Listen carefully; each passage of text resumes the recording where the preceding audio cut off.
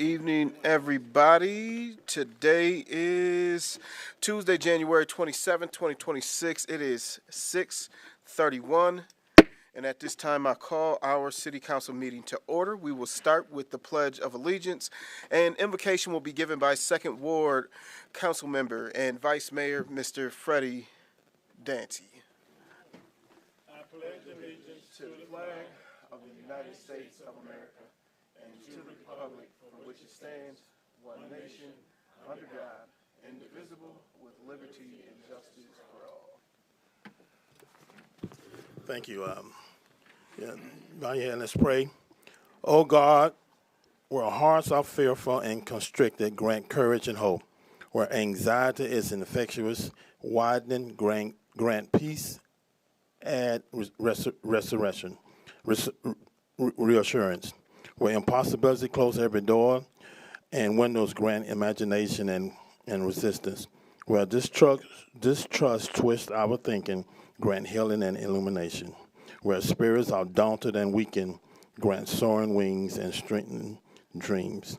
All these things we ask in the name of Jesus Christ, our Savior and Lord. Amen.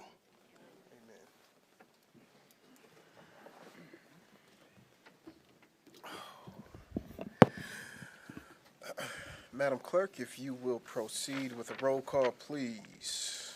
Mayor Mahoney. Present. Councilmember Robinson. Present. Vice Mayor Dancy. Present. Councilmember Gunn. Present. Councilmember Wood. Present. Councilmember Hunt. Present. Councilmember Forgrave. Present. Present and accounted for today. Brings us down to the adoption of the agenda. So moved. It's been moved and supported. Any discussion? Seeing or hearing none, the clerk will tally and display the vote. Oh, we'll do a roll call vote. Councilmember Robinson. Yes. Councilmember Dancy. Yes. Councilmember Gunn. Yes. Councilmember Wood. Yes. Councilmember Hunt. Yes. Councilmember Forgrave. Yes. Mayor Mahoney. Yes. Okay, agenda passes. That brings us down to item number 5, presentations and proclamations. And we have a presentation tonight from Jackson College.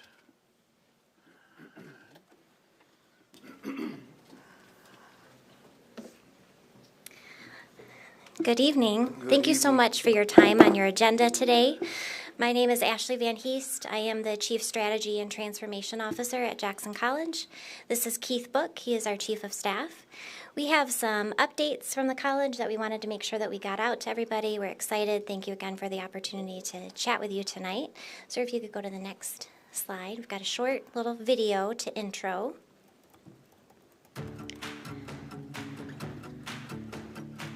The nursing program was a challenge, but JC helped make my dream of becoming a nurse reality.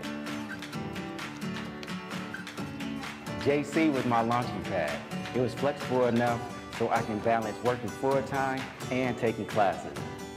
This has been a great learning experience for me, hopefully leading me to my journeyman's license and to engineering school. Thank you. You might have seen out on billboards and things our newest advertising campaign, which is Education Reimagined. So we just wanted to showcase some of our different students, the different kinds of programs that we have. We have some base information, what you're looking at here. These are the top graduated from programs at Jackson College. Business is a high point for us. Health sciences is a high point for us. Nursing is always in the top of our programs. We wanted to share sort of the types of things that our students go into and what they're graduating from. Next slide, please. We are really excited primarily about some of the newest programs that we have coming up. So we're going to chat about a new building that we have coming, as well as a new medical simulation space. Because of that investment, there is an advanced area of manufacturing and trades that we're able to dive into. We're bringing back the HVAC program. That was a really big thing that we had several years ago. We're just very excited about the new space that we have to get back into this type of training that's very needed, high demand careers in the area, as well as continuing to expand in our health professions through the Medical Simulation Center.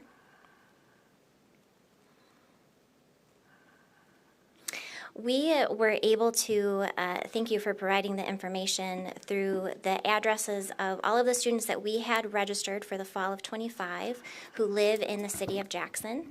And so we just wanted to give you a view of what those city students look like, or what they looked like for the fall of 25. That was 442 students who reside in the city of Jackson that registered in the fall of 25, and total that just over 4,200 registered credit hours, which is a really huge number for us. Point that I thought was interesting, nearly half of that population is a student that is 19 or younger. And so what that means is there's a really high proportion of dual enrollment in the area, specifically 192 students that live in the city of Jackson that are participating in the Jackson County Early College. So we're really proud to be able to have that opportunity for all of the local high schools to participate and get that free college credit. Some of the newest things that we have coming up, and you may go to the next. We just recently opened, and we're really grateful for the funding opportunity that we received from the Glick Foundation for a medical simulation center. And if you have not had an opportunity to go out to the college and see this space, we really, we would just love to have you and sort of host you there. There's a number of different simulations. Basically you walk in and you feel like you've walked into a hospital. Every service that you can imagine that exists in a hospital, from intake to imaging, emergency services through our EMT program, all of that now exists in one space that was designed to operate the way that a hospital operates. We've even got there's a new elevator put in that can manage the size of a stretcher, so we really tried to emulate so that our students could have that real world experience of what it would be like working in healthcare. Now that exists in Justin Whiting Hall through the Medical Simulation Center. And again, thanks to some funding support that we received to be able to bring that together. We have a short clip next so you can get a sense of what that space looks like in the simulation.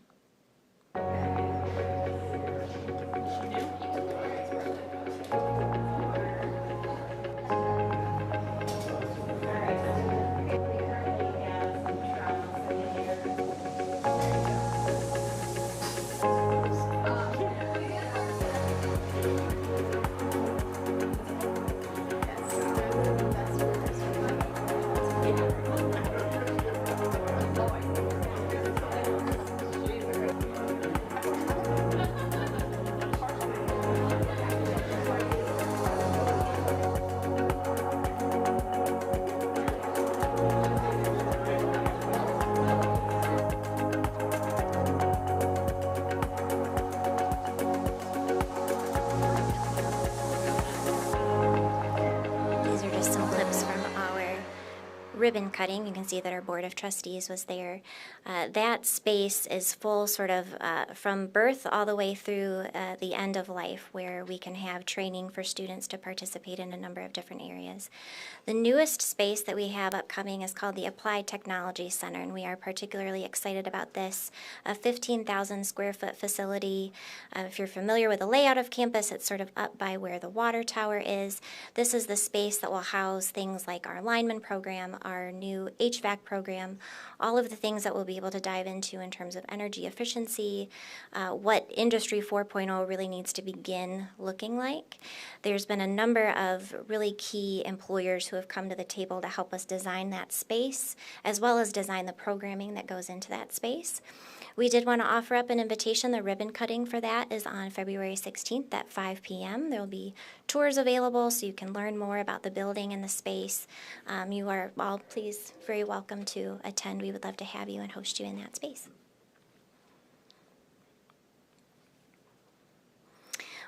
Again, thank you so much for your time. We just wanted to kind of come and give a quick little overview of some of the newest things that we have. We appreciate the opportunity to be with you tonight.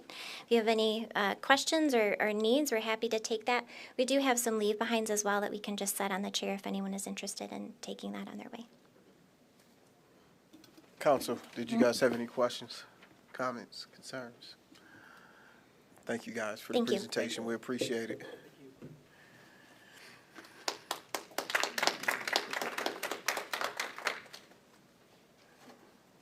Okay, before we go into this public hearing, I am going to ask for Troy to come up and give us an introduction to this project, and then we will go into our public hearing after that.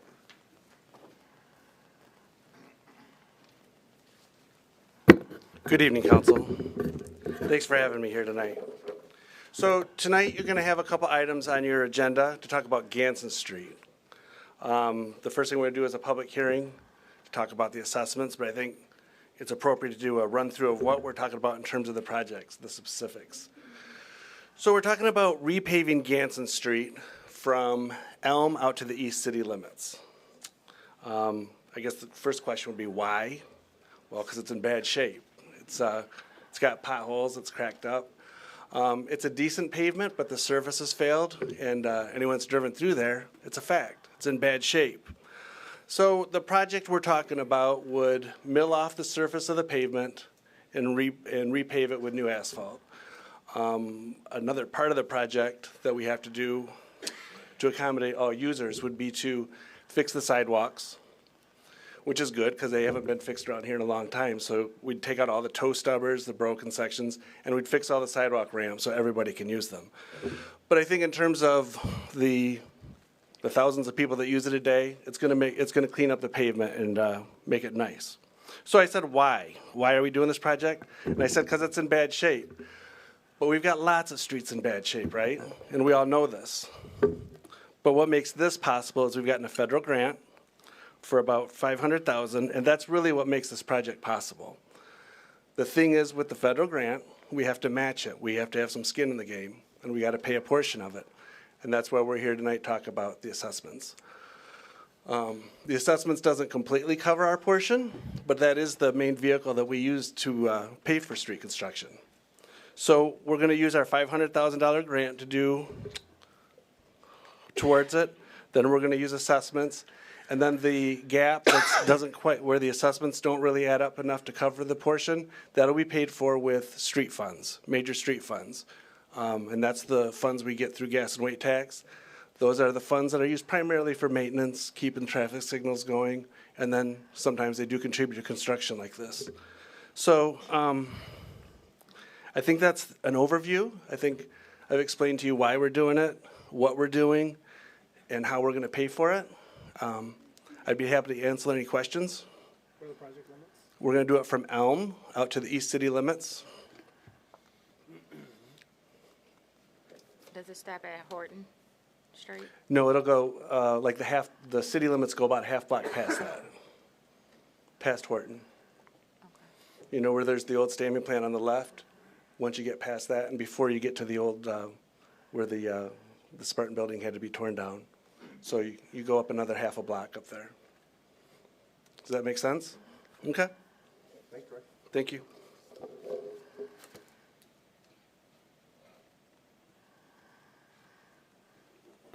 Okay, so that brings us down to public hearings. Item A, special assessment roll number 3455. At this time, I would be looking for a motion to recess as city council and convene as the board of review. So moved. It's been moved and supported. Any discussion? Seeing or hearing none, the clerk will tally and display the vote.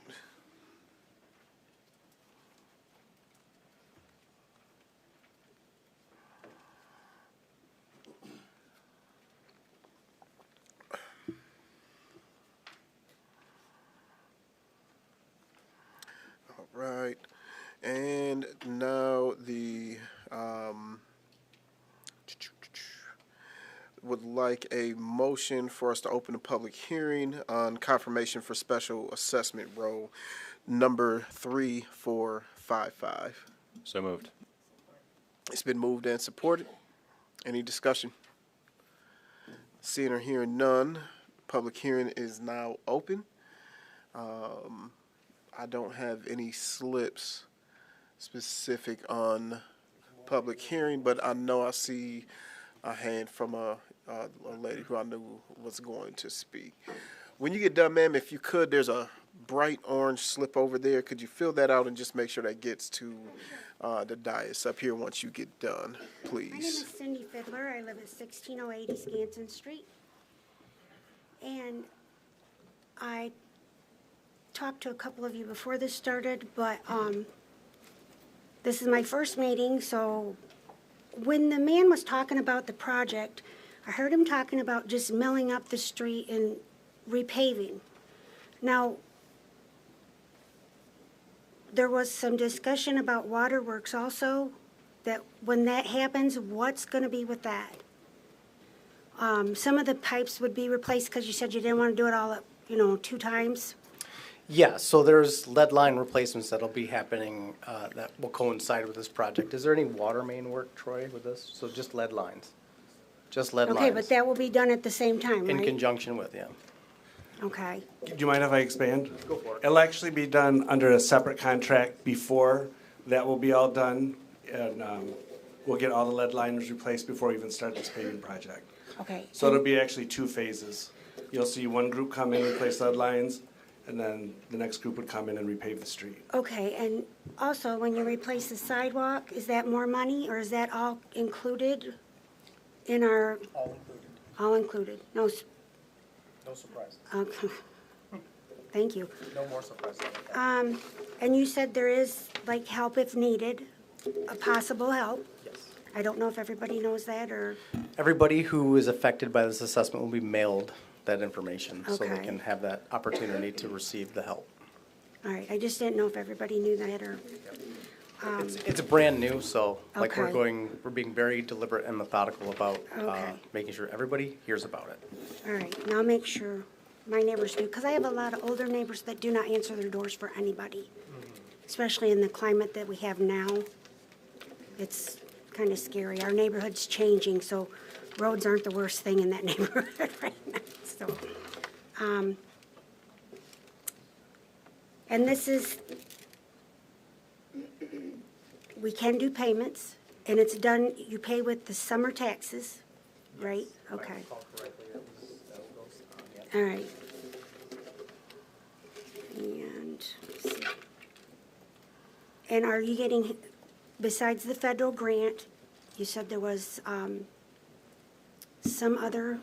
Yeah, there was our major street fund, Okay, which is from the gas tax? which is the gas tax, the taxes we Right. pay up to the state that sometimes come back to the cities and villages and townships in the Okay. state for roads. And emphasis on sometimes, and not Well, as much well- as we send up. Maybe angry people will have to call and make sure it gets there. If there's a group who wants to go to Lansing, and we'll pay for a charter bus to go to Lansing and make a difference. Okay, so, other than that, that's the only money you get, and this is a normal thing. We're not just a special group. When you do the streets, you ask for these for everybody, this payment. You are definitely special, but this process Well, thank of you. how we do roads is normal. Just want to make sure we weren't that special. You don't want to be certain kind of special, I get it. Okay. All right, I think that's my main questions. It's just really hard on some people, so, I mean, if there's any other help, please make sure they know. There's a lot of them that can't afford some of this, me being included, but work it as we get there. So thank you.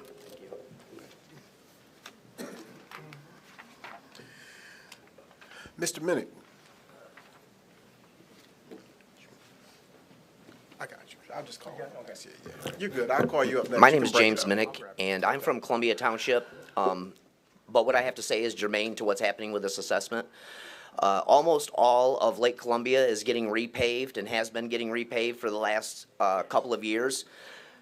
How it started is somebody went out and petitioned all of the neighbors, and after you get 50 plus 1 petitions, you're able to go into your municipality and see if they want to participate in a contribution where you can get your roads repaved. So, speaking from the position of, I guess what you'd call a fiscal conservative, I was against it when I seen the guy driving around and chased him away the first couple of times, went to several public hearings, and I'm not going to bore everybody with the details, but it was the best thing that ever happened to Columbia Township. and my family's house. And after studying Act 51 and how profit revenue sharing costs come back to your municipality to even do road funding, special assessments like this are the best way to go and the best way to go for homeowners right now. I guess I'll kind of leave it at that because it all becomes opinion after that. But these self-assessment, or I mean, these special assessments like this, especially when you have a contribution by a municipality in a grant and the extra funding that the city is willing to do, this long-term is going to help everybody in that community, whether you plan on living in your home long-term, you plan on selling your home, or you plan on building a home. It's just going to be a win-win in my opinion. So I was wrong in my perspective in the beginning, and I guess that's all I have. Thank you. Katrina Clavon. I'm new to all of this, so I apologize for my ignorance.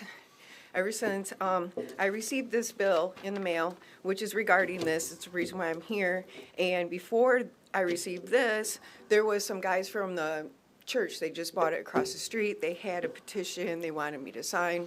I just got out of the hospital for having a stress-related heart attack. So you can imagine how I felt when I then received a bill that says I will be paying $5,321 if this special assessment goes through.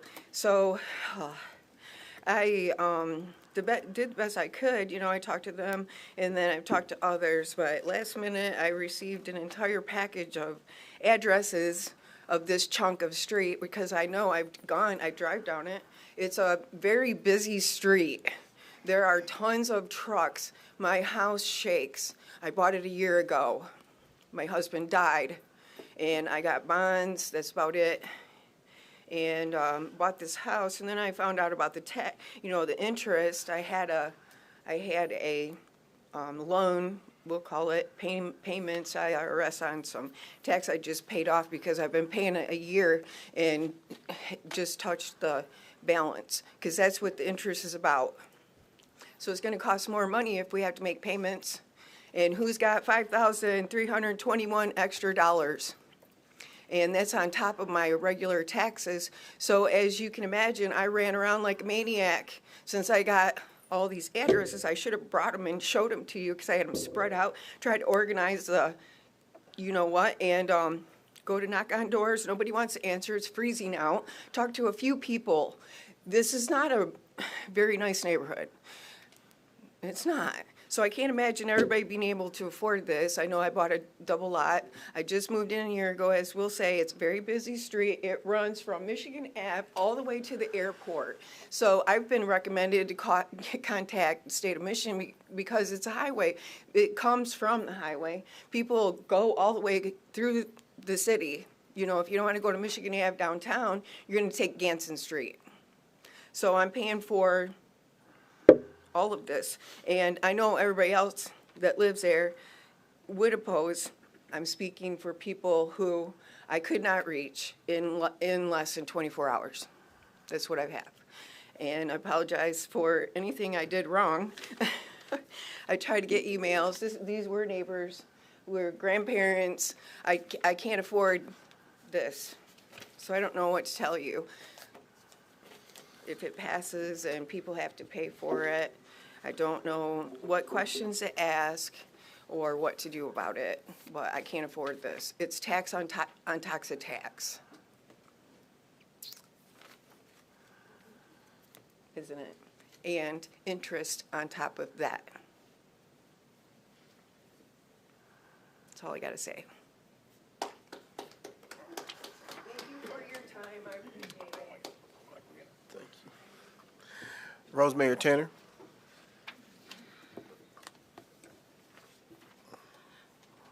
Rosemary Tanner. I have 3 questions. When are you planning on this fiasco?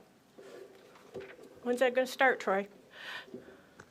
It would probably start after probably the middle of summer, because we would have to do the lead services first. So you're probably looking to start a construction in June, but you would see construction before then to do the lead services. So. Okay. And how long do you project this to occur? We're going to be out there for several months. About like Cooper Street, huh? No, not that long. Oh, okay. And what are you going to do about the traffic? It'll be detoured. It'll be closed to traffic during construction. It'll be detoured over Where to you- Michigan Avenue. Oh, all of that traffic, you're going to detour to Michigan Avenue? Yes. Okay, so if I remember correctly, aren't they trying to shorten Michigan Avenue? I mean, not width, but where is it? Yeah. Yeah, you're talking about like an MDOT project in the future? Is that the MDOT project? Yeah. Oh, that's- okay. That's okay. something they're Well, that's looking somebody into different. for the future. Okay, okay. I just wanted to know when to get prepared. Thank you. Madam Clerk, did we receive anything via email regarding this?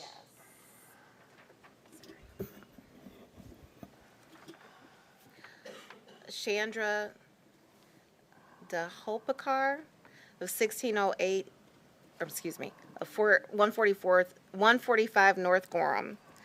Ted Kristoff of 1800 East Ganson, and Marty Walicki of 2112 East Ganson all submitted protests via email, and those were emailed to you all earlier this evening.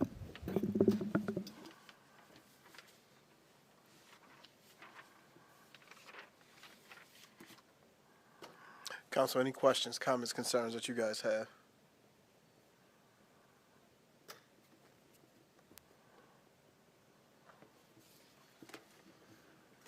Okay.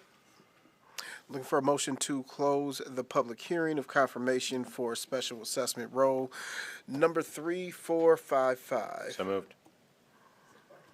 It's been moved and supported, and the clerk will tally and display the vote.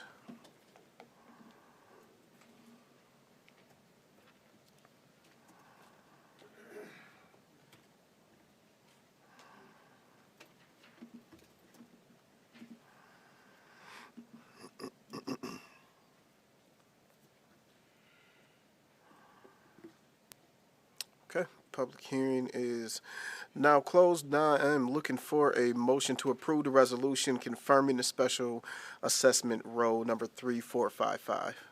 So moved. It's been moved and supported. Any discussion, questions, comments, concerns? Okay. Seeing or hearing none. The cl- Just a quick question, the lady that was just up here. Yeah. That had the $5,000 assessment. Is she aware of that? I know we mentioned it, but I'm just. Yeah, I just spoke to her directly. About The assistance. The street relief fund, yes. the relief fund. Yep. Okay.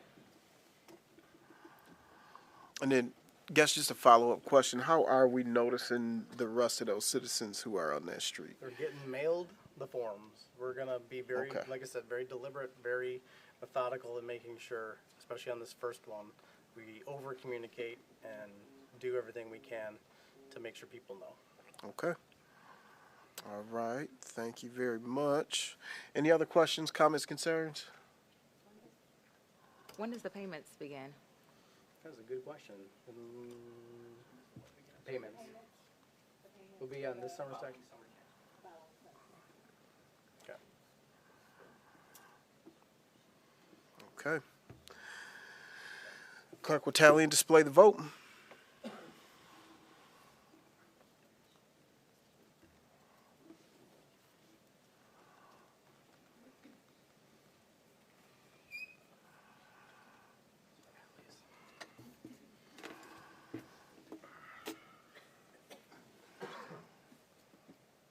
Said it again.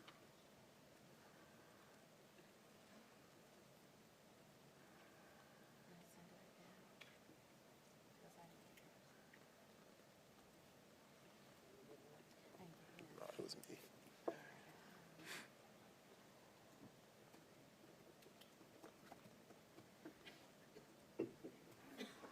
All right, item passes 6-1. And next, I will be looking for a motion and support to adjourn as Board of Review and reconvene as City Council. So moved. It's been moved and supported. Any questions? Seeing or hearing none, the clerk will tally and display the vote.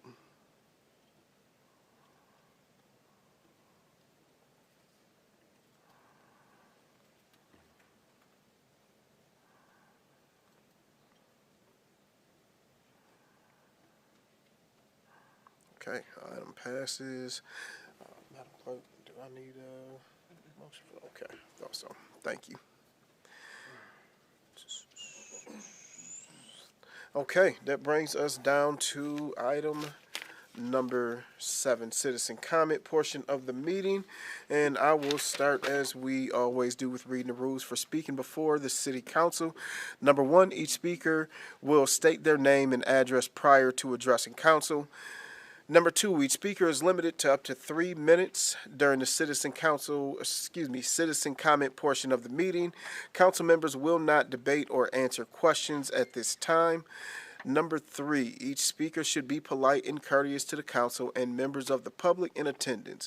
While any speaker is free to express his or her opinion on any subject, no speaker may direct personal attacks at any member of the staff or council unrelated to the manner in which they perform their duties, use obscene language while addressing the council, or engage in disruptive or disorderly behavior during a council meeting.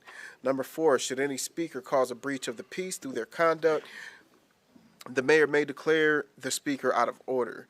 Number 5, if a speaker is declared out of order by the mayor and refuses to cease and desist from disruptive or disorderly conduct, the mayor may order the person removed from the meeting.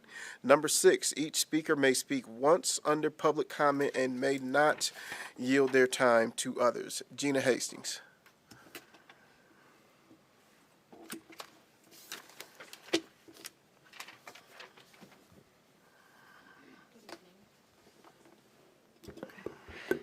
Good evening, Mayor and members of City Council. I'm Gina Hastings, 1231 Highland Boulevard.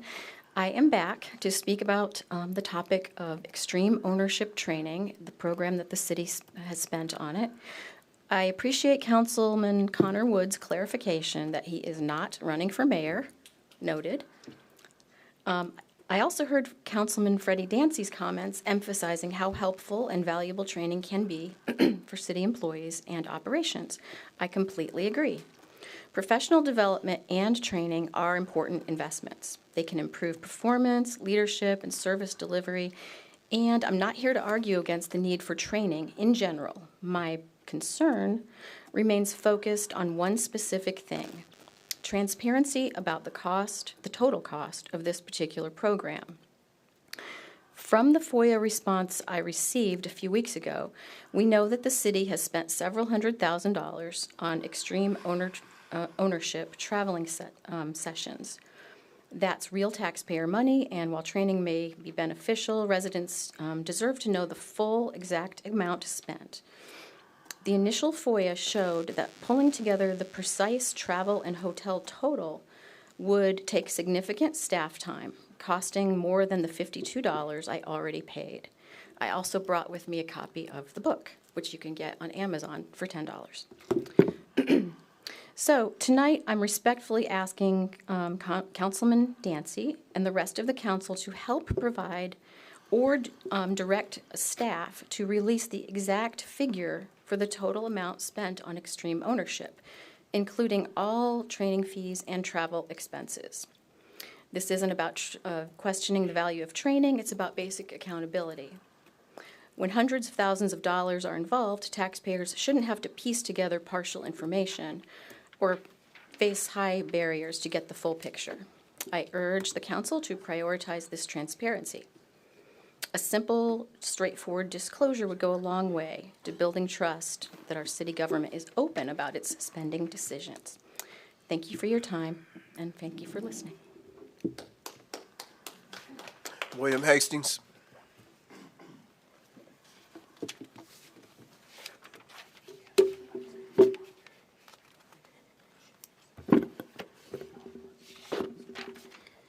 So yeah, we're back again to the subject of extreme ownership tonight. So Will Fargrave, in his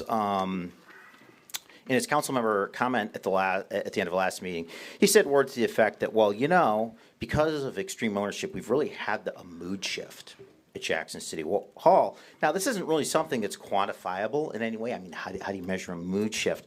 But the damnedest thing is I made a point of talking independently and to a bunch of people I know who work at Jackson City Hall. And you know what? They told me that since the executive order, groups of employees are now spontaneously breaking into song in the halls here. That's very, very nice. They even said that a new scented candle is placed on the mayor's desk every single day. Never the same scent twice. It is sweet. It is so sweet. It is so nice. But to kind of move away from the humor just for a minute, here's the thing. Whether you want to assert that extreme ownership training has great value, a little bit of value, or no value, what you can't argue with is there's multiple options to get this training for your employees. There's a $350 remote training option. 100 employees, $35,000. There's a more deluxe remote training option, $600. So per employee, 100 employees, $60,000. There's a mighty big difference between spending $35,000 or $60,000 on this program and sending upwards of $500,000. We don't even know the true cost. If extreme ownership was me training, I probably should have gotten a call from Jonathan Green the following day. And one thing I really wish you, to be serious for a moment, you would kind of dig a little bit, all of you, into what extreme ownership is. A big part of it, because this is done by these former Navy SEALs, a big core of the program is the ownership part is there's no such thing as a bad team. There's always, it's only a bad leader. And you have to have a culture of accountability, and you have to have a culture of ownership. And yet here we are in the coldest weather I can remember this century. And we're about a 5-minute drive from the T.A. Wilson building that seems to be, I don't know if it's permanently closed. It is not open for homeless people. You champion this, Jonathan Green. You champion this, okay? This isn't a question of whether this was a defective or a flawed program. Dude, it is a full-on catastrophic failure. You have personally exhibited no ownership for this travesty. And there hasn't been any inquiry by the members of City Council that enabled this. So you know what? There's an old saying, never has been more applicable than it is tonight. The fish rots from the head down.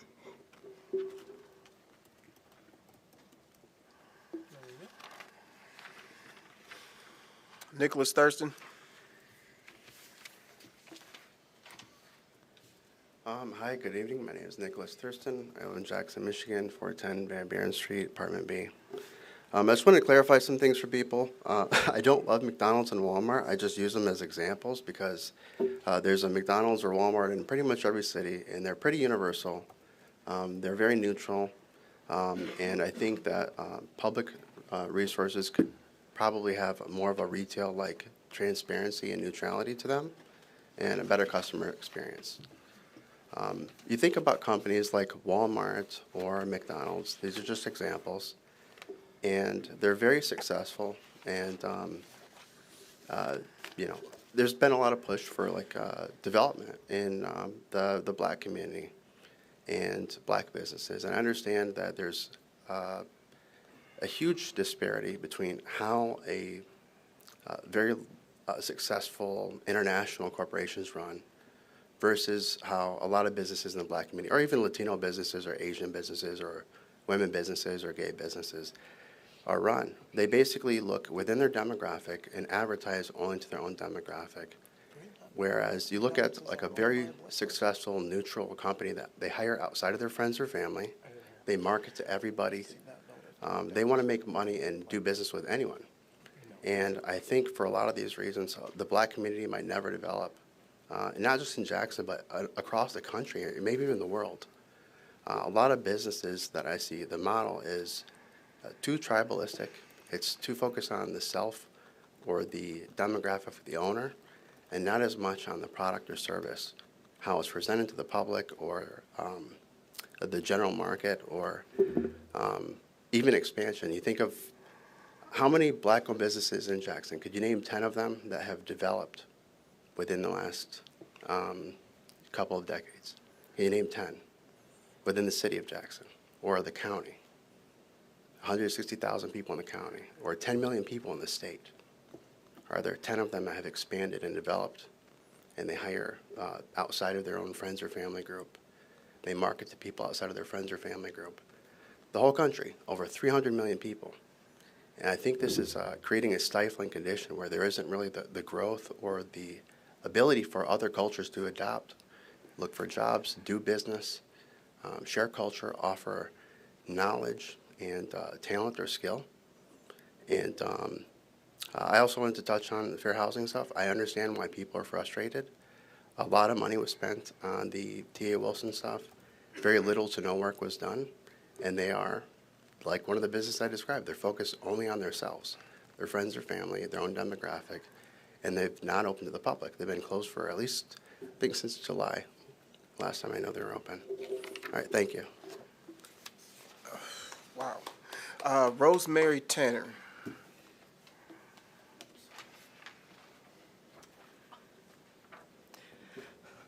Rosemary Tanner, City of Jackson. I speak tonight to the people of Jackson. Think for a moment that gut-wrenching feeling when you discover that your wallet has been stolen or lost, or your purse has been stolen, along with all the money inside to pay for your groceries, rent, and bills. Do you feel violated? The city in which you live, in a sense, has robbed us all since 2022, paying exorbitant amounts of your tax dollars for a program called Extreme Ownership. I'm not going to bloviate about the program. You can listen for yourself on the 10/10/23 YouTube video. A few quotes from that video. We need to be better. How to lead better. Get the most from our people. Admit mistakes. Take ownerships. Accountability. Improve the quality of life/relationship for or with our residents. Outstanding quote that stood out in the city's mission statement, financial responsibility. Every one of us in this city pays taxes, property, income, assessments, parking, that's citation, taxation by citation. Recent FOIA revealed that this city has spent well over $500,000 on this program for just registration, sending city staff and junkets to multiple warm weather cities. Education is good, but spending this amount for every city employee should raise the hackles for every citizen. Misguided spending should have been directed to essential road repairs, increased police boots on the ground staffing to fight crime, not increase water bills, to name only three. Jackson is not a wealthy city. Remember this when they cry they need more of your tax dollars, and oh, they will. In closing, I quote from our city manager, Jackson, we can do better. Yep, we must do that.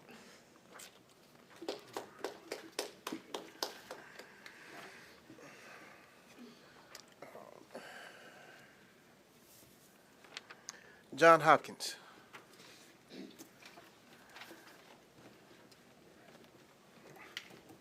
Hi, I'm John Hopkins. I live on Berry Road. I'm rare to come up here. I don't think a few of you guys know me. I'm a very active person in Jackson. I founded and started the Jackson Inventors Network.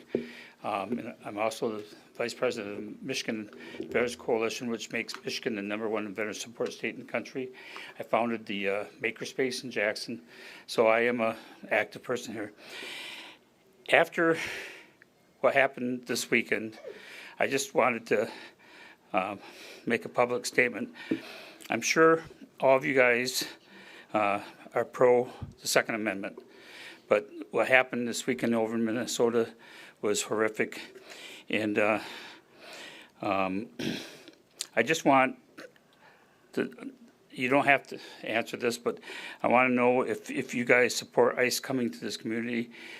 I hope you guys are on the lesser side of that. They're not doing a good job for our country. Sorry, I made some notes. And I would like to ask the city to be minimally receptive to ICE if they want to get active. What scares me, if ICE shows up, I will be one of the Jacksonites on the street, and I'm afraid what might happen to me because I'm not a silent person. Thank you.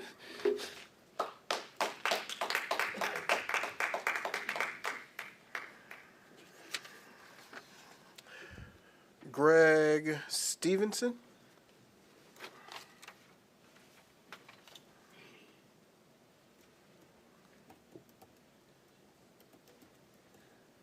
Good evening. Greg Stevenson, 5312 Camels Court, Jackson, Michigan. All right. City council members, elected officials, and fellow members of the Jackson community. My name is Greg Stevenson, and today I am speaking on behalf of my friends and colleagues who make up Movement Jackson LLC. Later today we are on the agenda, so I wanted to make a few comments about that item. So we are a passionate group of lifelong Jacksonians who are now raising Jacksonians of our own. And we represent a larger network of parents and passionate volunteers seeking to enhance our community's well-being. So back in 2023, we identified an opportunity in Jackson to tackle an ongoing issue that I'm sure you've all witnessed. We, adults and youth of today, and I'm kind of being ironic right now, are spending too much time on our personal devices and too much time socializing through technology, which is inadvertently isolating us from the very essence of community and overall well-being. This is a growing concern with today's youth, and parents like myself and my friends are seeking out ways to foster activities that draw people outside and encourage exercise and community engagement. The good news is that we are not alone in trying to solve this problem. Movement is already underway in Jackson and across the country. Just ask our Parks and Recreation Department, Experience Jackson, Accelerate Jackson, and many other community agencies. People across the country are looking for more outdoor amenities and activities that bring people together through various forms of recreation. And Jackson is loaded with outdoor gems that have already put us on the map, but there's more that we can do. After this realization, my friends and I developed a vision and project plan to leverage our strengths so that we could privately fund public park features that are growing accessibility across all populations across the world and making them available for generations to come in Jackson, specifically in Ella Sharp Park. We are calling our project Movement at Ella Sharp Park. Movement at Ella Sharp Park will be the first of its kind public outdoor destination, tying in the unique offerings of Ella Sharp and what they're already known for today. Our goal is to advance health and well-being through an all-wheel skate plaza and skate park, a pump track, a revamped mountain biking trail system, bouldering structures, and a community space with food options that's accessible to the entire public. It is ambitious, but this is more than a park. Movement is a blueprint for transformation, showcasing how community passion and collaboration can advance public health for generations. We are proud to partner with the City of Jackson, Ella Sharp Park, Jackson Community Foundation, and many other growing list of supporters, and of course, the Jackson community to create this new destination. Your approval of our Memorandum of Understanding and the associated footprint design will enable us to continue acquiring funds and gathering support. Thank you for your time and consideration.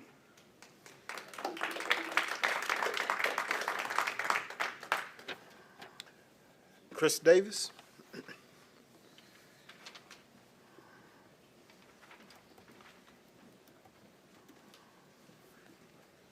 Good evening, Council. My name is Chris Davis. I live on North Brown Street. I just wanted to come tonight to kind of talk about our new volunteer-led initiative called Caring Hearts, Clearing Paths. So far, we have about 6 volunteers that have volunteered over the last 4 or 5 days, and we've been able to help a little over 55 residents clear their sidewalks and driveways. So we just wanted to come and talk about that a little bit and reach out to the community if anybody is in need of that assistance to either contact Councilmember Hunt, Jimmy Minnick, or myself, and we will get a volunteer out to your residents. Thank you.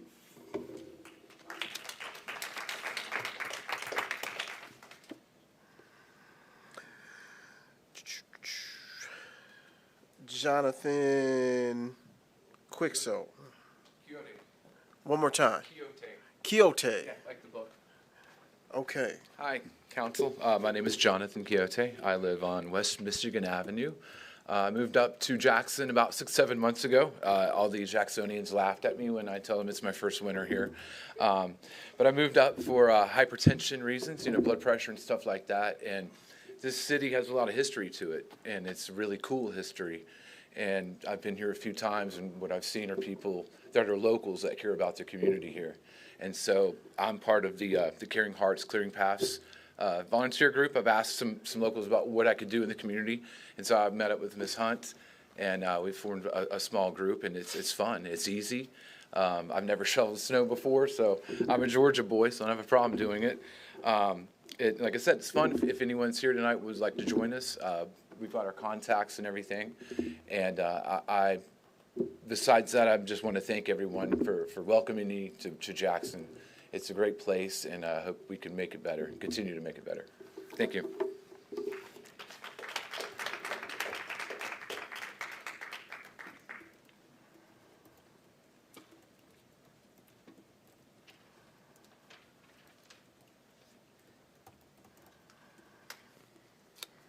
Mr. Minnick.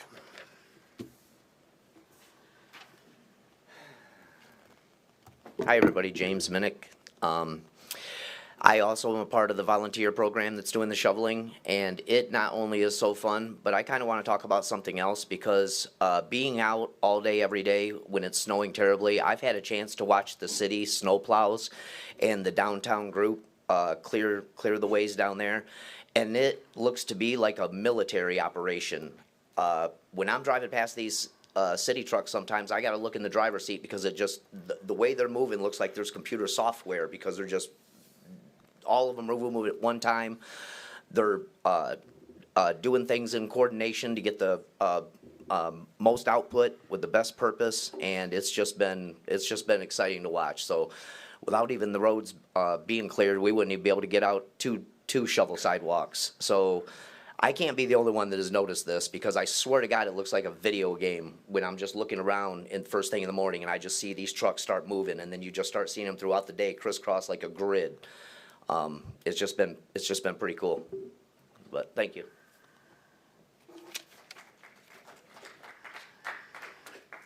Mr. Hammondtree.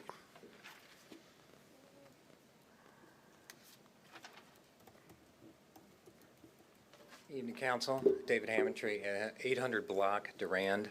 I want to echo Mr. Mimick's comment about DPW and the work that they do in times like this, and I thank you all for your work as well. I'm here as a representative of the Community Police Oversight Commission to promote what we do. This year, we're going to have 5 meetings every other month. I call them the odd number months, at every ward so that we can reach out to the community. So, more on that. I have the dates and places set. Everything's ready to go, and we'll get the promotional materials out there. But I'd like to thank you for your cooperation, council members. And I just want to let the community, if you're interested in the Police Oversight Commission, please contact me. Councilmember Hunt, again, can be a contact. She is a liaison for the commission.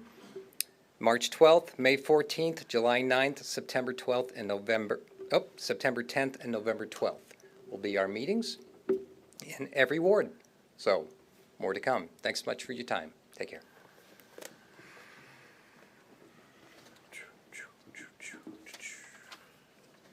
Okay. Council, if you will refresh your screens so that your voting apparatuses are working. That concludes our citizen comment portion of the meeting. We are now at the consent calendar, and I would be looking for a motion and support on the consent calendar at this time. It's been moved and supported. Any questions, comments, concerns?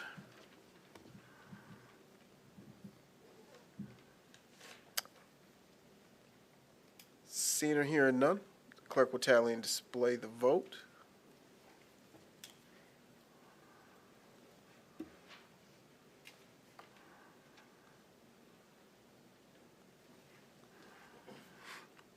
Item passes unanimously. That brings us down to item number 9. We are looking for a housing update. Mr. Laporte, good evening. Good evening, Council. Mr. Mays, good evening. I see you lining up. I'm just going to sit back tonight and... Come on up. Oh, Corey. okay. You're doing part 2. Okay, I saw him move down. We are a thought we team was and gonna- we cover and move, and so he's Right on. covering and moving me up here. Thanks, Corey. I just want to say I've been looking forward to this all week. Since last Tuesday, I've been looking forward to this moment for a week, okay? Council, first off, I want to say thank you. You have provided us the tools and resources necessary to do the work that we do in community development. Our infill housing projects and all of our other housing initiatives are the forerunners in this entire state. We get called upon by organizations all over to come and present on what we are doing, the fabulous work that we're doing because of your affirmative votes to allow us to do that work, especially the Affordable Housing Development Board. Alita, I know you're on that, and we really appreciate the support that we get. Do we have, where's our slide deck clicker here? Show me what I'm pushing. You press the down arrow. When it gets. Okay, that's perfect. So your votes have allowed us to do all the work that you're going to see here on the screen. Future votes are going to allow us to do even more work that I'm going to elaborate on a little bit for you. And you'll be able to see this 30,000-foot view that I'm going to give you right now. And if you ever want to just stop into my office and discuss each one of these, you have any questions on them, stop on in, open door policy for all of you. 2026 and beyond, what's that hold for us in housing? We are going to continue single-family construction. In fact, right now, the 9 and 1000 block of Maple and William Street, 6 brand-new houses. 6 Allen Edwin is building. Right? I see you shaking your head, Alena. We appreciate that. The health district that we had a groundbreaking on just over a year ago. 26 new structures with another at least 10 minimum that are committed to fill that. Griswold parcel, I'm going to elaborate more on, brownfield projects, LIHTC, and then right of first refusal. That's a lot. We have a lot going on, different than what we heard in this past week, I guess.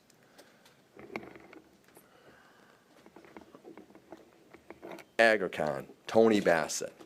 He's going to be on your agenda tonight for Tomlinson Street. A person came to him and said, I want a house, I want you to build it, I want it infilled on Tomlinson Street. That's one person. We didn't seek them out. They said, I want to live in the city of Jackson, and I want this builder Agricon to do it, because they'd seen the product that Agricon had put on streets like Cooper Street. Lansing Ave, infill housing, market rate, independent builder, buying our lots, doing them on spec. If you don't know what spec is, that is, they're speculating, they're building, hoping somebody's going to buy it, and they're buying them. Agricon, Tony Bassett. Lilly Baptist. We have tons of lots south of Lilly Baptist in the Page F corridor. We already have commitments from VMG to do 6. Allen Edwin is going to infill several others in that area, and Lilly Baptist is going to do some of their own. I'm going to go quick on these. I only have 10 minutes. Habitat. Everybody asks, what's in there for Chapter 2? What's in store for Chapter 2, Shane? More affordable housing, that's what it is. One of our programs is great for 120% AMI, but what we do for that 80% AMI, here's what we do. We use home funds, blend those with philanthropic dollars, and partner with Habitat, and we can get there. We can get people 80% AMI or a little bit less into home ownership through creative programs such as that. VMG Construction, that's the Ray Garcia. Mayor, you met him, I believe, at the groundbreaking. Independent builder who left another community because of the ease of building in Jackson. Because of the votes that you have affirmative votes for things like water and sewer hookup. Lots that are reasonable price. Allow them to build and meet their margin. Going to have the entire health district filled up with homes. What else is helping out the health district? Things like us putting in streetlights. Your commitment to using CDBG dollars to put in streetlights, to beautify that neighborhood, which has also attracted 100 homes buyers. So Norfolk is building up there in the health district. Allen Edwin built in the health district, and I already stated VMG. What's the next big one we have? I like to say Green Heights. You can say it's because of Greenwood or because of Mr. Green's full commitment to this project and his belief in staff in getting this done. We acquired, through your votes, the old Griswold School, in which we're going to be able to get 19 single-family units in there. Some will be part of 100 homes. Some will be part of Allen Edwin. Allen Edwin has already committed to six in that 1 3-acre parcel. LIHTC projects, income-based projects like the Pearl, 55 and over. We have been working with this developer for a couple of years, attracting them to Jackson. They love everything about Jackson.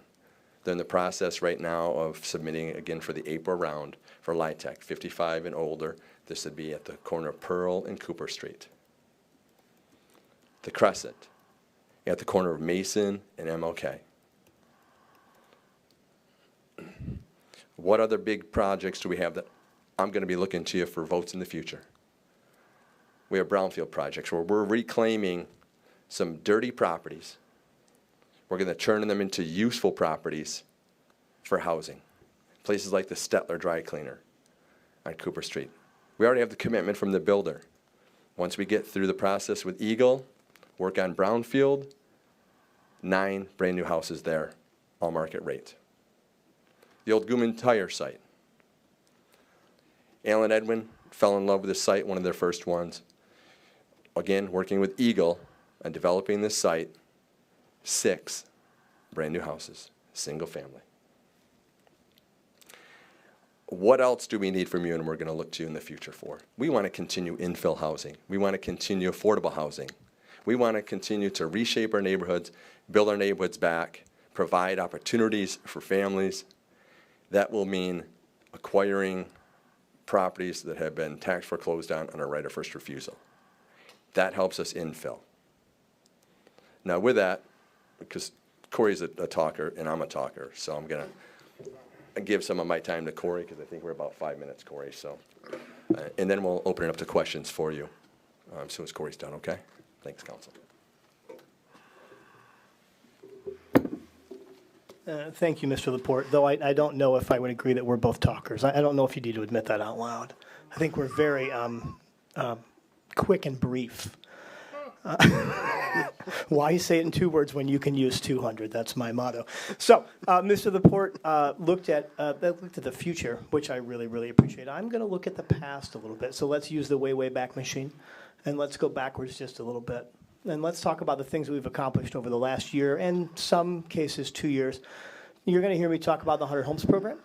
You're going to hear me talk about rehabilitation programs, because you really can't attack a housing crisis just with new construction. You've got to attack it with rehabilitation. I think we've done a really outstanding job of that, and that's thanks to you all. We're going to talk about Allen Edwin and VMG. We're going to talk about LIHTC projects that I've finished. We're going to talk about a really amazing program called the Mish Grant program out of Mishta, and we're going to talk about some other single-family stuff. So let's go the right way, shall we? All right, let's talk about 100 Homes. As you know, that's a program with $25,000 in down payment assistance. It's based on 120% of the AMI or under. We call that workforce housing. There's a big number right up there, and that's the number of applications we've received in 2 years, 1,885. Tell me we don't have a housing crisis. I think we do. We've approved 81 buyers. We've got 50 who have chosen to move forward in our program and have homes either under construction or sold. We've closed on 32. And we have 18 that are under construction and will close in the next few months. If you do the quick and dirty math, you see that we are halfway there. That's an amazing place to be, but it also means we've got just under a year to finish the second half.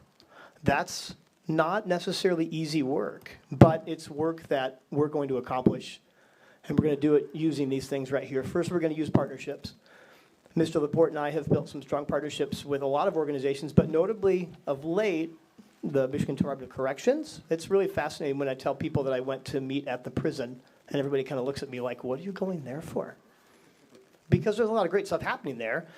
And more importantly, we've got corrections officers that need housing. And we've got a prison system that can't hire enough guards because they cannot find housing for them that is close. That's a really strong partnership for us. We did a presentation there 2 weeks ago. We have 4 applicants already in the pool just from that one event. We've got strong partnerships we're building with Henry Ford Jackson Hospital. Those have been ongoing for the last couple of years. A huge workforce, really committed to the work that we're doing in the health district, and I think that's a testament to the health district projects that are happening right now with new construction. Other community-based partnerships, The other things that we're going to do are a little more unique, and these are the things that are going to help us get over the finish line. One, we're going to beef up our advertising internally and externally. That means billboards. That means flyers. That means other things that we haven't necessarily done in the past, because if anybody comes to me and says they don't know about the 100 Homes program, I've failed. That means the Affordable Housing Board is going to continue to push that message. Our nonprofit partners are going to push that message, and I need every one of you to help me push that message too. There are slots available. We are reviewing applications every day they come in. We want to get people in these houses. And the other big piece that you're going to see coming up on an upcoming council meeting, you're going to see a request from me and community development to layer additional down payment financing. The gap is growing. It's not getting smaller.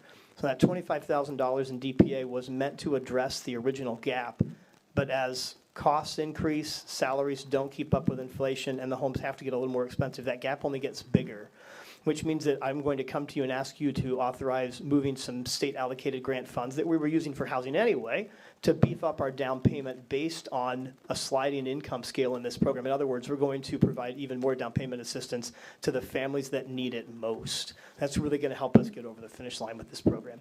And then the other thing I'm excited about is that Norfolk Homes recently announced that they're going to build 5 additional spec homes. That's a crazy amount considering just a few years ago we couldn't even get a builder to build 1 in the city of Jackson. They had 6 spec homes this summer. They sold them in 2 weeks. They're going to build 5 more, and I'm trying to get them to build 5 more on top of that. That's a testament to the work that our entire city is doing to make it attractive to build here in Jackson. I'm going to talk briefly about rehabilitation. I'm going to move away from 100 Homes for a second. As I mentioned, you cannot address a housing crisis without addressing aging homes, and the homes in Jackson are old. Average age of a home in the United States is 41 years old. Average age of a home in the city of Jackson is 82. That's double the national average. So we use our rehabilitation programs to help families who earn 80% AMI and under. So you can see that we're going a little bit lower in that income level to help those families most in need. City has typically utilized CDBG funds for our homeowner rehabilitation assistance program, but we've been fortunate to also now use ARPA funds for an expanded program that serves owner-occupied and non-owner-occupied properties. We've also just completed our $250,000 My Hope grant from MSHDA. If you look there, in the last year we funded 36 projects. Now typically in a year we fund about a dozen. That's a big number. And in the last year, we've spent almost $700,000 rehabbing homes.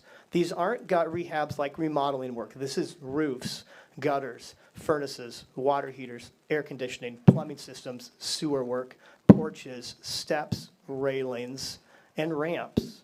The things that make a difference between someone being in their home or being forced to leave their home. Those are insanely significant projects, and I thank you for the support on those. The last piece up there is the curb appeal program, which is utilizing general funds. You authorized that in late 2025. We are working through those dollars. I think we've approved about a half a dozen projects so far. Winter hit, so we've hit a bit of a stall. But that's been a really popular program and not anything that the city has offered in that form in the past. So I'm really excited to continue doing that work. Let's talk about additional new construction. Mr. Laporte mentioned a couple key builders who are working in Jackson, and these 2 builders have had a lot of success over the last year. Allen Edwin Homes, as you know, has an option on 136 pieces of land. You approved that a couple years back. They have completed 14 homes so far on West Avenue, Ganson, Mason, and in the Health District.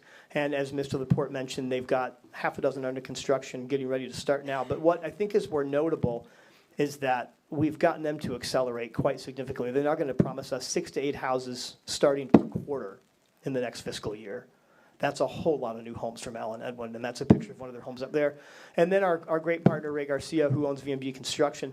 If you've driven through the Health District lately, you know that between Allen Edwin and VMG and our 100 Homes program, we had about 30 vacant lots in the Health District a year ago.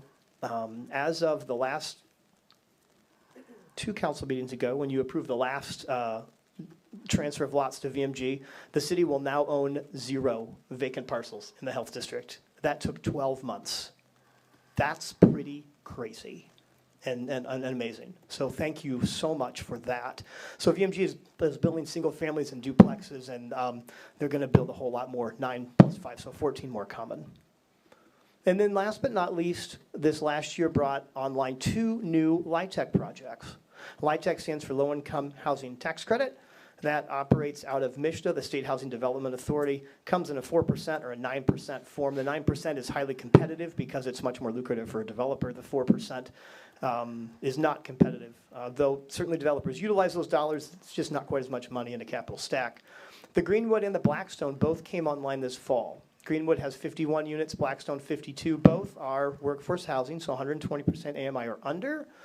Both utilize LIHTC funds, and the Greenwood, as you may remember, also was on a dirty site, so used brownfield funds as well. And then the last program out of MISTA that I think is worth noting is that MISH program. If you may remember, those are the 4 homes that the city is constructing for families with disabilities.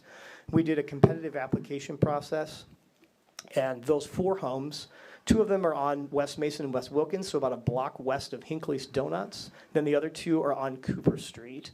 They are almost finished. The 2 on Mason and Wilkins will be finished in 2 weeks. The 2 on Cooper Street will be finished in about 5 weeks. All 4 buyers have been identified, selected, notified, and have toured the homes. I can't tell you the number of phone calls I've had with tears on both ends of the line as we got to break that news to people. In particular, we announced to 2 families just 3 days before Christmas, and I think that was probably one of the most gratifying things I did all last year. Those homes will be given away for free here in the next 2 to 5 weeks. It's incredibly exciting. If you want to see the inside of them, let me know. They're beautiful, and that is just a really great program, and again, a testament to the work that you all around the dais approved for us to do. Before I close, just a thank you, and I know Mr. Laporte said it, but I want to say it again. Council, thank you for trusting us, believing in what seemed like maybe some wild and crazy ideas a couple years ago when we pitched down payment assistance and we pitched land acquisition and sales and discounted lot prices, and we said the builders would come, and they did. Thank you to our Affordable Housing Board. It's a great group to be a part of, and I'll just leave it at that. And finally, I think it sometimes gets lost in the weeds that there's so many people behind the scenes that are making this work happen. I'm a huge fan of movies, and one of my favorites is The Accountant. It's odd to quote from The Accountant. If you know the movie, it's a little dark and a little gruesome, and I apologize for that. But the quote that sticks out is from Inspector King, who said, and I quote, "It was a total team effort." I know, that's such an odd one to circle back to. I know, but I really love that I could get there. It's a total team effort. If you look at, I know, but that's the one I got. That's just, I was snowblowing the driveway between finishing work and coming to this meeting, and that's what hit me when I was using the snowblower, so don't ask me. I know, I'm sorry, but I say that because it's not just community development. It's not just Mr. Laporte. It's not just Brian Taylor. It's not just our new planner, John O'Connor. It's engineering, who always takes my calls, even when he gives me bad news 90% of the time. It's assessing when we need lots comboed or split, and Debbie comes in on a day off and does it same day because she's just amazing. It's our city attorney who reviews everything I send him and tells me all the places I missed a period or missed anything, and he's so quick about it. It's Public Works who puts in sewer and water lines before I even ask. And then there's countless other people that help that I'm not even saying. It's a total team effort, and all this work couldn't happen without everybody around the table. So I appreciate the chance tonight. If you have questions, I know Mr. Laporte, and I would be happy to answer them. I got 2 questions.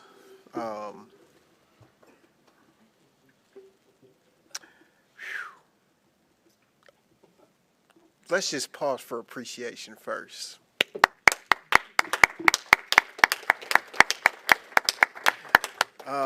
That's to the whole team. We appreciate the work that you guys are doing. I've got 2 questions just for clarification. So when you say we have 81 fully approved, for those who have not already committed, are they just in the process of finalizing details? That's a good question. Actually, no. So I put the stat in there on purpose. The 81 approved is actually people who have been approved, and then we get down to 50 because there's 31 people that said, this isn't quite for me. Perfect. Maybe they found another house. Perfect. They decided that there was just a different opportunity. Life happened. We've had some kind of unfortunate life situations. And so it's an interesting number to get to, and I think it's provided some good context for our staff to recognize that it's not easy to get people across the finish line in this program, and it takes a lot of work and a lot of time and customer service, and those are things that we're really committed to. Thank you. Second question that I had is, how soon will you be asking about that increase? I don't have a problem with it. I think as that gap grows, we should be looking to figure out how we can address it. And so I'm just curious if you have a timeline on how soon we may need to start mentally preparing for that. You want me to do it? You walked into their trap. They're gonna bring it next meeting now. He wants it. The mayor wants it. I might. So that kind of a change, while seemingly small, requires a multitude of approvals. We've got to get an approval from the state senator who allocated the funds, Sue Shink. We've got to get permission from the state agency Leo. We've got to get permission from MISHDA to layer yet another batch of funds. I want the stamp of approval from the Affordable Housing Board, which they've already been in discussions, but I want them to see that proposal. And then I want you to see it too. I do that because I think it's important for transparency. It's important for everybody who's a stakeholder at the beginning to understand what those changes are and what impact they have. So I expect that you will probably see it at either your first or second meeting in February, because I would certainly appreciate the approval. And if we have it, we'd like to roll that out in early March, when a lot of home buyers are going to come back online as the spring hits, so that we can really take full advantage of that change. Okay. Council, what other questions you guys have? Mr. Mayor, I think in a roundabout way you may have already answered it, but just to piggyback off your first question, we have 51 people who have been approved for a new home through this program. You said we have less than a year to get across the finish line. I'm assuming that's 100 applicants that are approved and not 100 new homes, right? Like, what do you mean by That's finish? We're 50 more to get to the finish line to spend our ARPA dollars. That's yeah. Right, and to give you an example on how big pushes help, we were on AARP. They have a segment that they put in this entire region, and they put it on air. I think yesterday we had 6 people inquiring about the home. So things like that can move it along, and also the fact that our builder is willing to build on spec and is lining up to do spec homes until we get to 100. And we have less than a year to get Correct. another 49 applications approved. Correct. Got it. Okay, thanks. Which is very doable. It's doable. Yeah. It's very fair. We don't care about spending the money by the time we have to. If I understand someone after that falls into 100 homes because the paperwork takes well, then it all counts. Okay. Any other questions? I don't have any questions, but just the two of the 4 Mish homes, you just would not believe the phone calls that came in. I mean, I encouraged both of the young ladies not to give up, to go ahead and apply. And so they were so full of tears that it happened at one of the best moments, a day or two before Christmas or 2 or 3 days before Christmas. Those 2 ladies were overjoyed. So thank you so much. And word of mouth, about what we have done will go a long ways about what the city of Jackson has done for some families. All right, thank you. I'll finish with this. I've been working for this city for 37 years, and this is probably the most proud moment I have ever had, being up front of you today and addressing issues like generational wealth gap. You're not only solving a crisis of home ownership. People walk into these homes with $50,000 in equity the day they turn that key. These houses market for $199, $200, $205. Same house if you're out in Brooklyn, over $300,000. But because of your work, turn that key, $50,000 in today's dollars. If you can move the needle to $35,000 down payment assistance, that's $60,000. That is amazing. Great work. Thank you.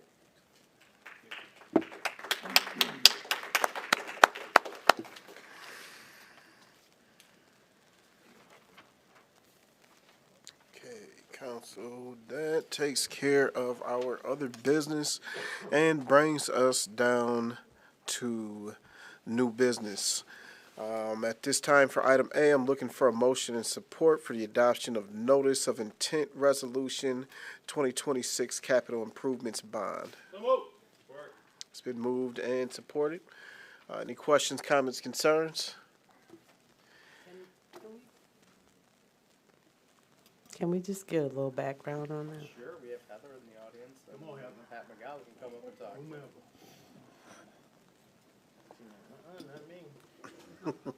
You introduce yourself to this group, Pat, thanks. Good evening. My name is Pat McGow. I'm a bond attorney. I have worked with the city on its bond and finance projects for a number of years. And so what this item before you tonight is, item A, is a resolution to authorize a notice of intent to issue bonds in an amount not to exceed $20 million for various water and sewer projects. So as you know, the city has a lot of capital needs in both the water system and the sewer system. This particular bond issue would pay for approximately $9 million worth of water main improvements and replacements, and approximately $9 million of improvements to the wastewater treatment plant. So the way this is being done is that the city would issue a capital improvement bond, which would be payable from water and sewer rates, but it actually pledges the city's taxing power. So this action item tonight is the first step in a two-step process to authorize the bonds. The first step is to publish this notice that tells the citizens that the city intends to issue capital improvement bonds in an amount not to exceed $20 million for the water and sewer improvements.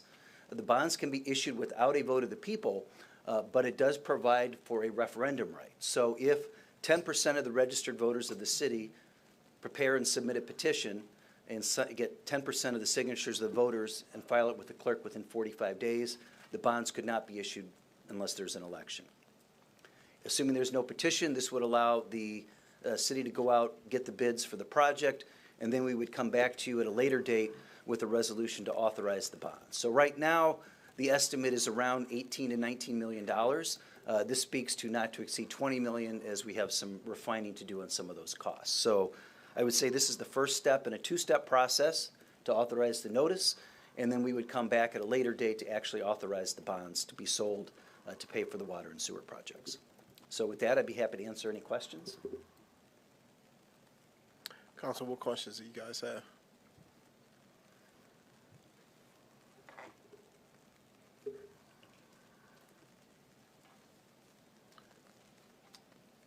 Is there specific projects or? Yeah, yes, there are. So there's the water main projects on the water side, and then at the wastewater plant, the majority, if not all of the project is for the digester. So what, I don't need to explain that process, but, you know, it's critical to the operation. And since I have the mic, paying for this was already contemplated in the rate study for water and sewer rates that you guys approved. So this has all been baked in there. This is a part of the plan.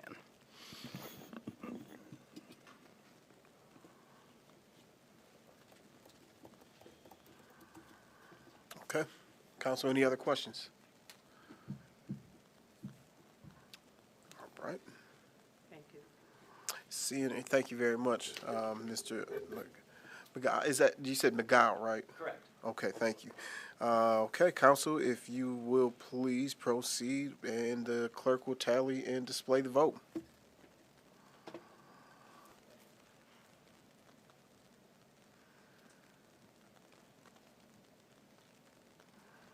Item passes 7-0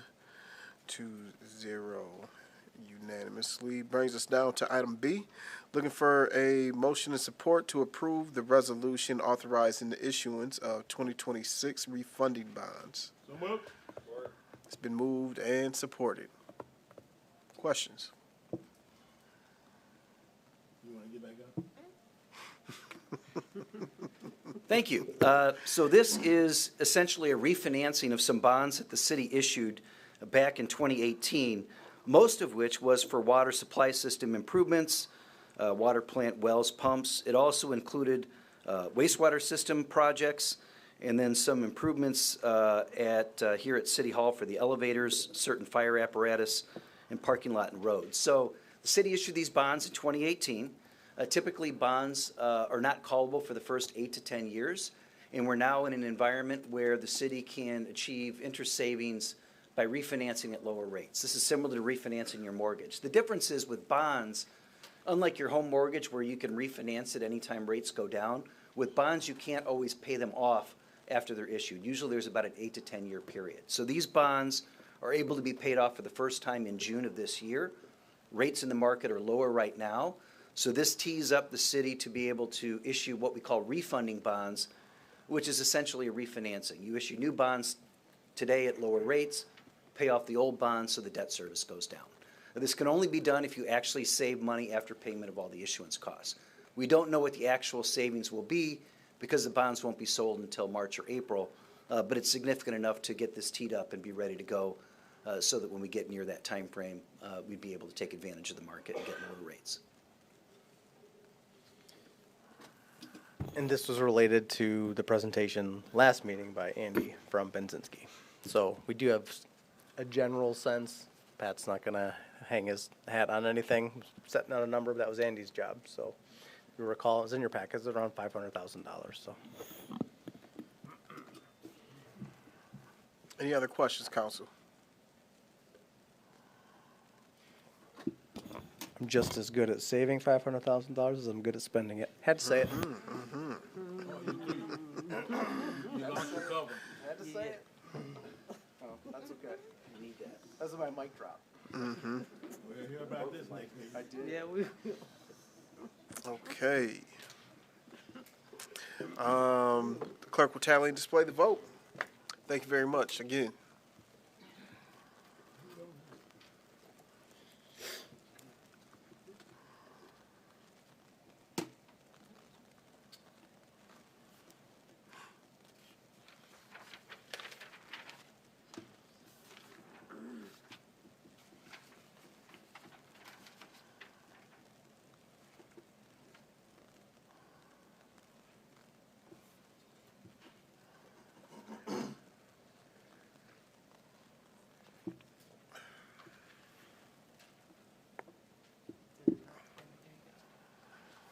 Item passes unanimously, brings us down to item C.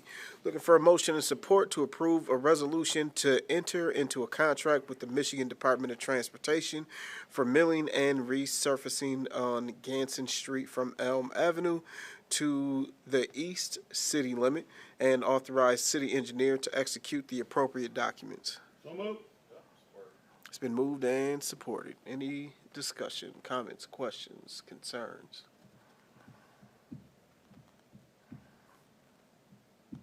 Seeing or hearing none, clerk will tally and display the vote.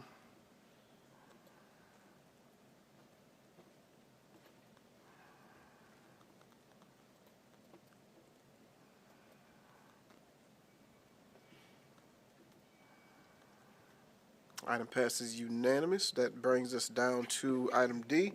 Looking for a motion and support to approve the award of the Health District Street Lighting Contract to J. Rennick Electric Incorporated of Mount Pleasant, Michigan, at a cost of $422,887.80, and authorize the mayor and the city clerk to execute the appropriate documents. So moved. It's been moved and supported. Any comments, questions, concerns? Do we know what kind of lights these are? Do we know what kind of lights these are? Those are the same ones that are downtown.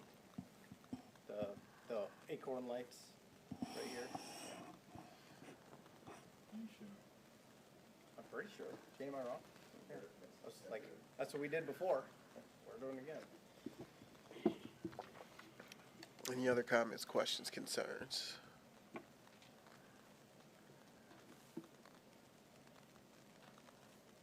Seeing or hearing none, clerk will tally and display the vote.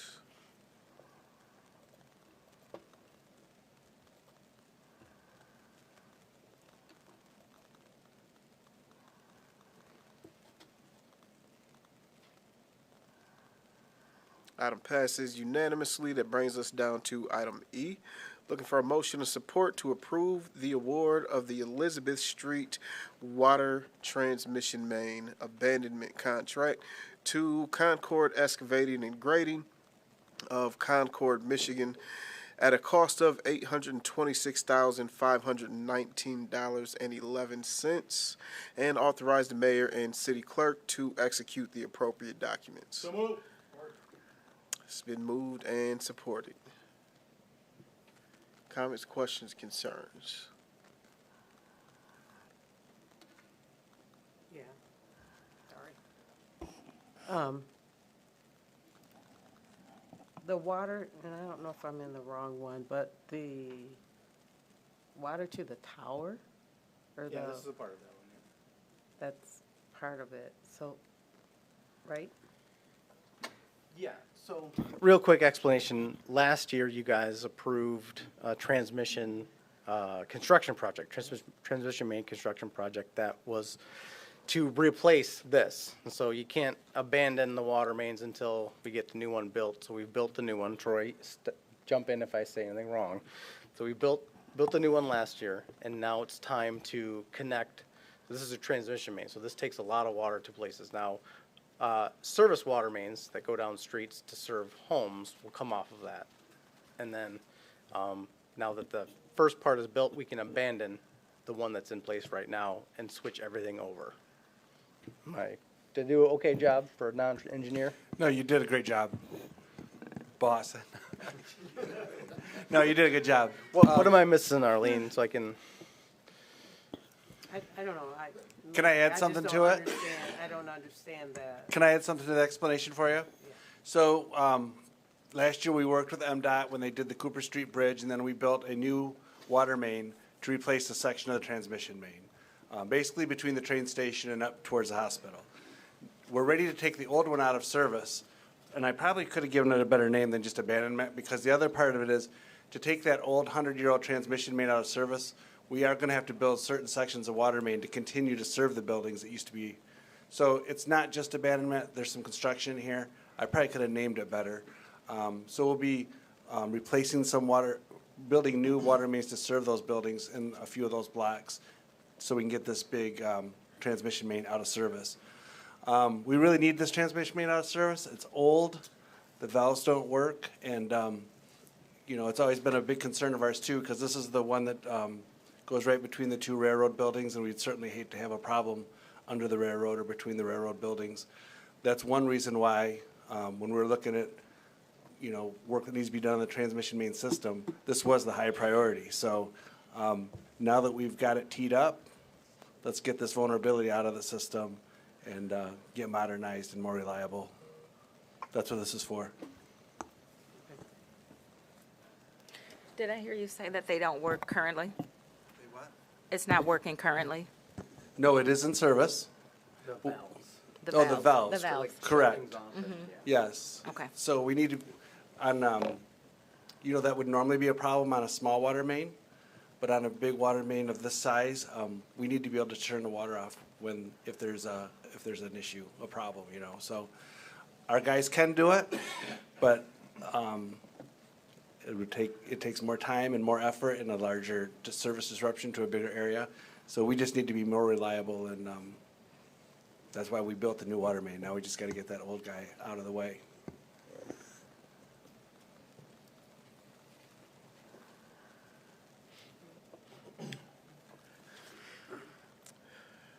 Council, any other questions, comments, concerns? Is this the one that's like 100 years old? It's one of them that's 100 years old, but it's also a big one that's 100 years old.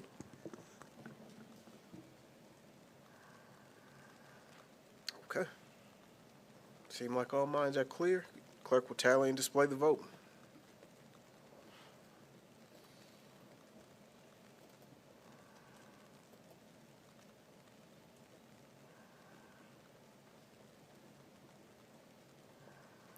Item passes unanimous, brings us down to item F. Looking for a motion and support for approval of Amendment 4 to the CWSRF Professional Engineering Services Contract with Fishbeck Incorporated of Grand Rapids, Michigan, in the amount of $20,960, and authorization for the city manager and city engineer to sign the appropriate document. Support. It's been moved and supported. Any discussion? What was, I'm just full of questions, but what was the issue with this section? Can anybody answer that? The section that had to be fixed between what, Jackson and William Street?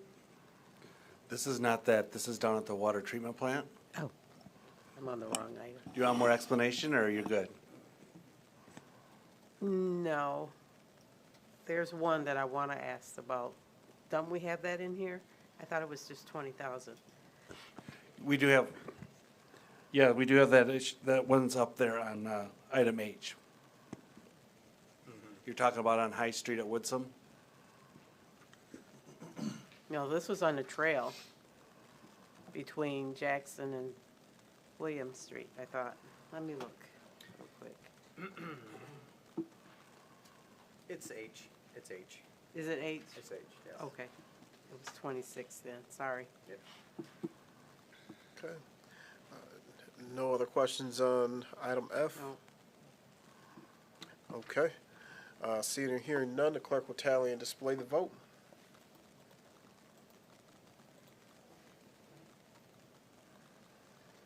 And that brings us down to item G. Looking for a motion and support for approval of the third extension of the 2020. Oh, I'm sorry. My bad. I was trying to just move on, Madam Clerk. You didn't get it? Let's try that one more time.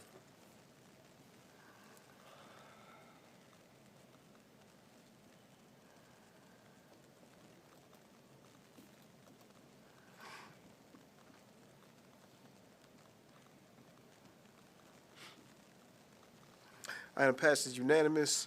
Now that brings us to item G.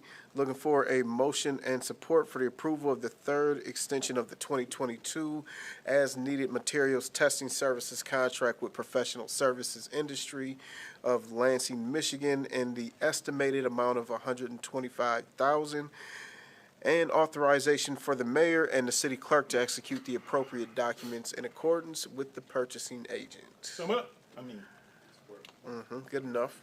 Been moved and supported. Any comments, questions, or concerns? Yeah, I didn't take time to reach out to anybody, but this one, I have a question.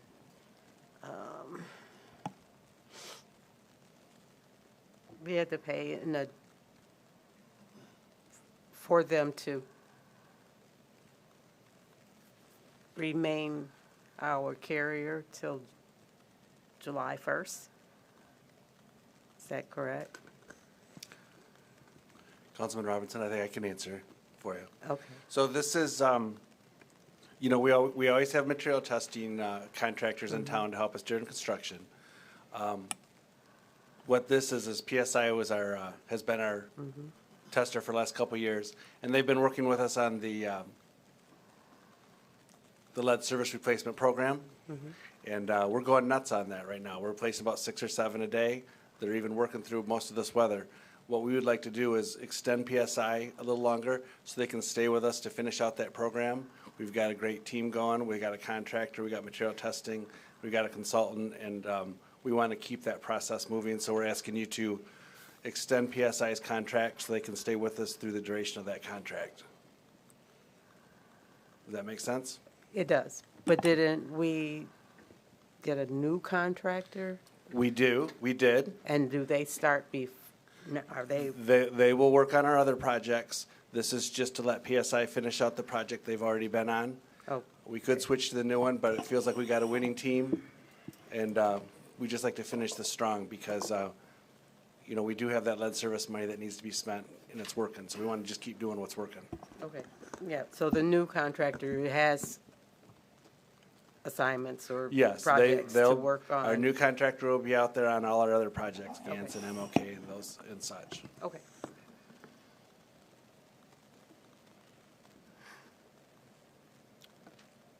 Yeah, I'm good. Don't worry. I want you to ask another 43 minutes worth of questions if you got it in you. Yeah, me too. I ain't gonna hold you up. So we have two contractors. Yeah. Take your time. Take your I time, promise take you. your I time. mean No, that. that's right. I'm not mad. I really do mean that. Mr. Mayor, I have a quick question. Yes, ma'am. Just for clarification, we have two contractors, but these two contractors are on separate projects. Yes. When does PSI end? So PSI's involvement for this is just on the lead lines, and it will end when the lead lines are done, right, Troy? Correct. At least this are the money we're spending under this lead line contract. Right, on this, and that work has to be done by, mid-June, and then they'll be done. Okay. It's not additional money, having them both work at the same time doesn't cost more, they're both gonna be do similar chores on different projects. It's just, for continuity and to keep the team together that's working.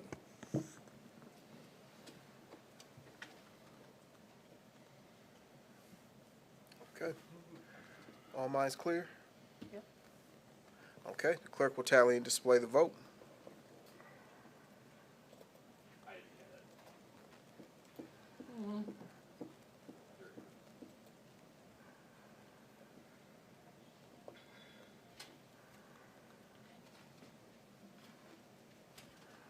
Item passes unanimous. That brings us down to item I. Looking for a motion and support to approve the memorandum of understanding with Movement Jackson LLC. Oh, I'm skipping stuff, my bad. Let's go back to item H. Looking for a motion and support to approve change order 1 to the miscellaneous construction contract with Concord Excavating and Grading in the increased amount of $26,242.01 to balance the contract quantities and match quantities placed in the field, and authorize the city manager and city engineer to execute the appropriate document. So moved. It's been moved and supported. So this one, Councilmember Robinson, I'm reading the agenda item, and I'll let Troy jump in if I start saying there's something wrong again, but it sounds like in the vicinity of this area with the MLK Equality Trail, when they went to go back and like put everything back together, they realized it's like one of those things you make a call, like this street is looking good. If we fix this right here, it's not gonna make any sense, so pull back a little bit till you get some good road and then replace. So you don't have like something, you don't have a situation where you have something new right next to something so bad. There's a question of like, why didn't they just do that too? So that's what this is. Troy's looking down, so I must be right. That's all I needed to know, why we had to go back on there. Okay. Any other questions, comments, concerns? Seeing or hearing none, the clerk will tally and display the vote.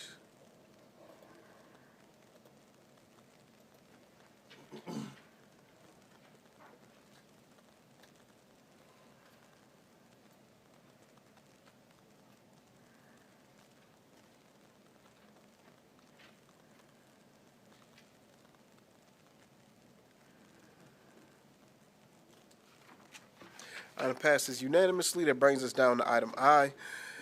Looking for a motion and support to approve the memorandum of understanding with Movement Jackson LLC for funding and construction of boulder installations, skate park, pump track, and public gathering areas at Ellis Sharp Park.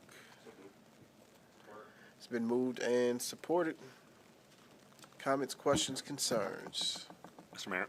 Yes, sir. I'd just like to commend Brett and Greg and Clay for working so hard on this. I feel like the last year and a half at least. They've been doing a lot in the background. And I'd also like to commend the city. I think often when somebody comes to us with a project, we say that we're in support, but to put pen to paper and come up with a memorandum and put some skin in the game and actually put some wind at their back, I think is promising. And I like the phased approach as well. If you look at the plan, you never know what's going to happen in the future, but if we get one thing done and then hopefully get all three. But, you know, the way they're doing it, I think is smart. And they're putting a lot of thought into this, and I'm excited for it. It's good for the sixth floor, it's good for the city, and I'll be voting in the affirmative. Absolutely. Any other comments, questions? I just have a quick question. So there's no financial investment, we're just signing on to the project? Okay.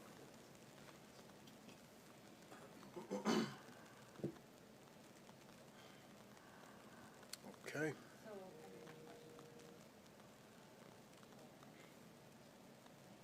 Just to follow up to what Annalisa just mentioned. So who is responsible for the location? There's some things that are spelled out in here. Just one moment. Let me. We're gonna have Kelly come on up. Come on down. It might be, yes. Okay, Hello, Corey. I'm not Corey May, so excuse me. Good evening, everyone. We can only Mayor. handle one of them, it's okay. I know. I'm like, I'm not tall enough. And I'm so sorry. Would you mind repeating the question? Yeah, so it says in addition to the location, the city will provide the following. Yes. The city Parking, will- lighting, public restrooms, et cetera. Yes. The city will provide, we'll have to be updating parking because we have our miniature golf location right there.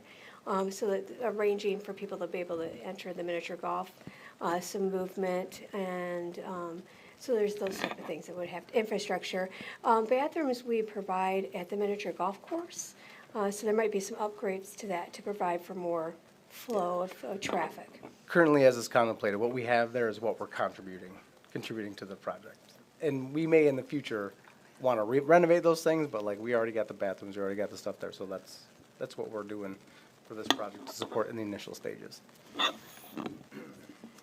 Anything else? Question? Yes, Thank you, Ms. thank Hahn. you.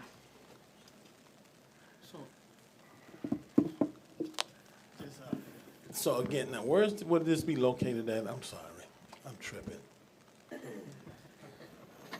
Putt-putt. So it's, Putt-putt. yeah, between Alpine Lakes and the putt-putt. Okay. So if you have been around in Jackson a while, I think a pool used to be there.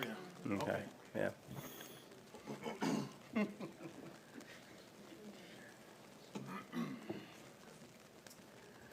Well, I got some skater friends who are going to be super excited about this, who actually came to us not long ago to talk about the possibility of either creating a new skate park or making some changes to the existing skate park. So I think this is really exciting. Just the whole project, as well as like bringing an eating area to over there.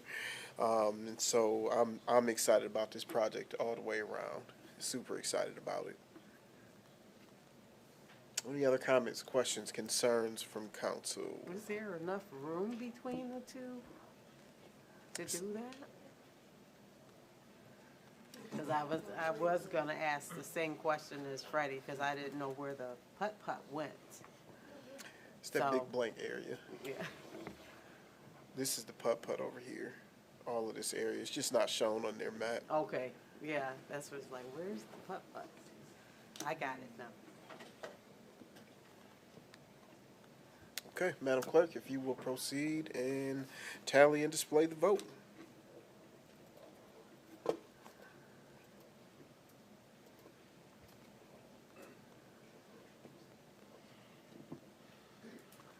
Item passes unanimously. And that brings us down to item J. I am looking for a motion in support to approve the sale of city-owned property located at 751 Thomason Street, Jackson, Michigan, to Agricon LLC for the sum of $300. Approve the purchase and development agreement. Authorize the city manager and city attorney to make minor modifications as needed, and authorize the city manager and city attorney to execute the appropriate documents necessary to complete the transaction. It's been moved and seconded some more. Any comments, questions, or concerns? Seeing or hearing none, clerk will tally and display the vote.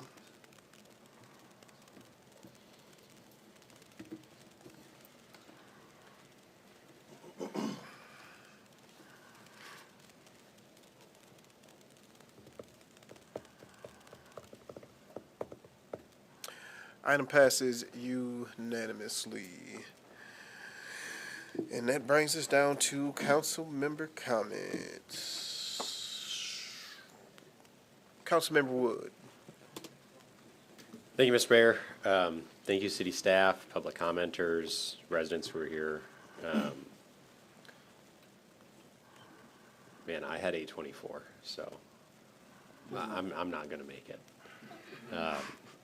No, I didn't prepare any remarks tonight. I think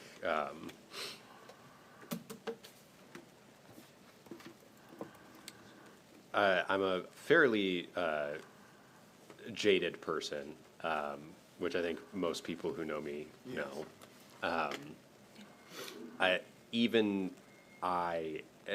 It takes kind of a lot to upset me, and the news from this weekend is deeply, deeply upsetting. I think the expectation that I have of our law enforcement at all levels is that they will conduct themselves in uniform and transparently and with an extremely high degree of professionalism. Law enforcement is a very dangerous job. It requires a lot of training, and I think that these are people who put themselves in danger to protect the community. And I think that it's an extremely stressful situation.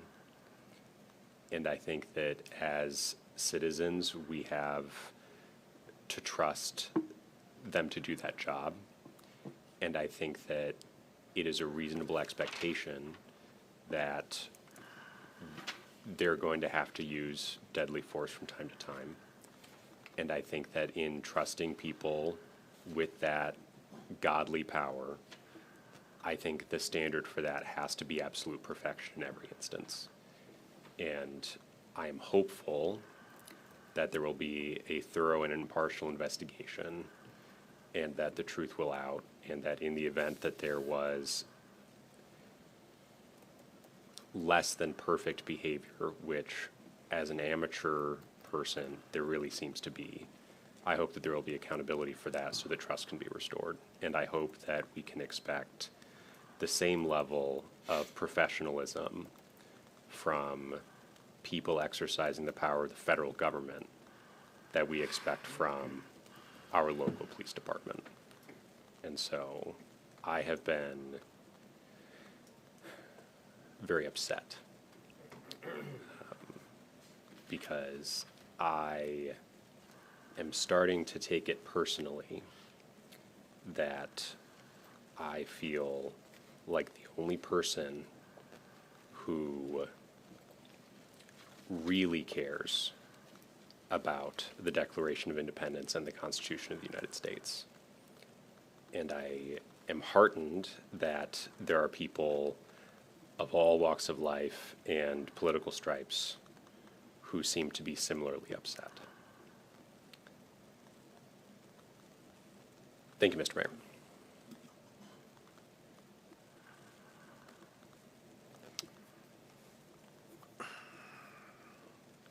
Councilmember Hunt. Thank you, Mr. Mayor. Thank you, Connor, for those words. Thank you, everyone that came out tonight. We appreciate you. The comments. Another assessment came before us tonight, and I am happy to know that the city has something in place to offset some of that financial burden. I appreciate the presentations that were provided tonight and the clarification. Thank you so much about the housing update. That was greatly appreciated. And then caring hearts, clearing paths. Volunteers have been phenomenal. The work continues. We are neighbors helping neighbors. And my hope is that this will cascade throughout the city of Jackson into the county, and that this will be just the onset of one pilot program that is thriving. we want to see our community continue to grow. So thank you to everyone that continues to make yourselves available, your willingness, the excitement, enthusiasm. We see you. We appreciate you. Those of you that are in need, please reach out. Elderly, disabled. We are in the heart of our winter season, and if we can help, we want to be of service. That's our obligation and the reason why we are sitting in these seats to serve. Thank you. Councilmember Forgrave. Thanks, Mr. Mayor. Just a couple things. I'd like to touch on the 100 homes and housing in the city. I really appreciate that update. I think something, too, that I want to point out that oftentimes I think gets lost in the shuffle when Corey and Shane come up here and speak so tersely about the program, and probably get lost in the shuffle because everybody up here, we have good intentions and we hope for the best.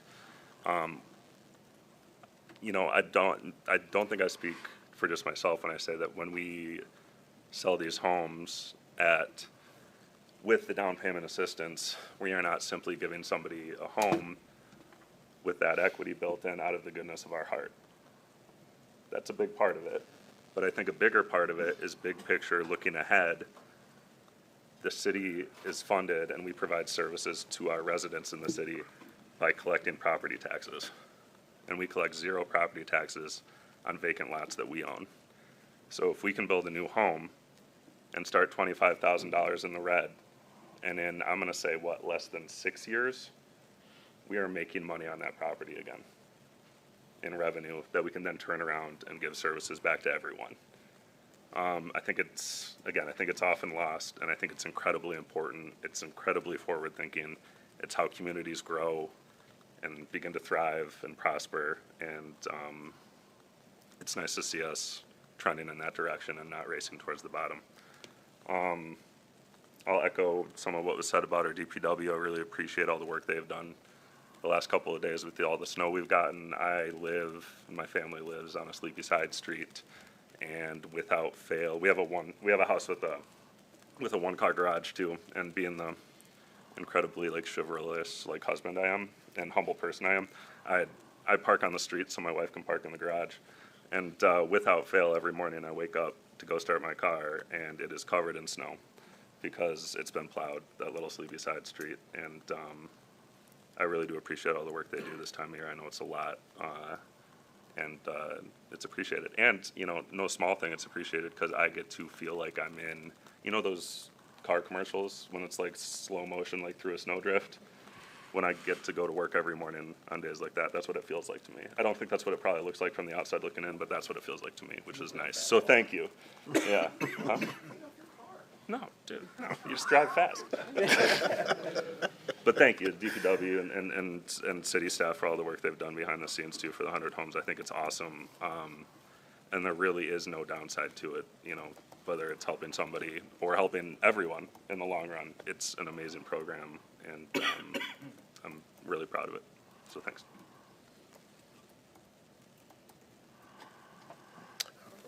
All right, Councilmember Robinson.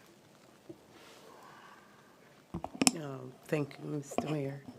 I appreciate your comments, Connor,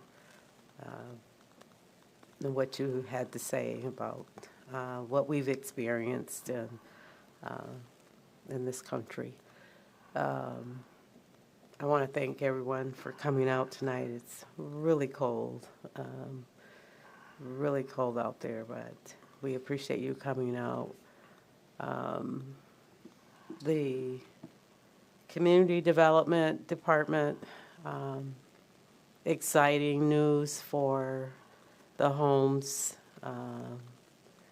that we will soon see on the south side of Jackson.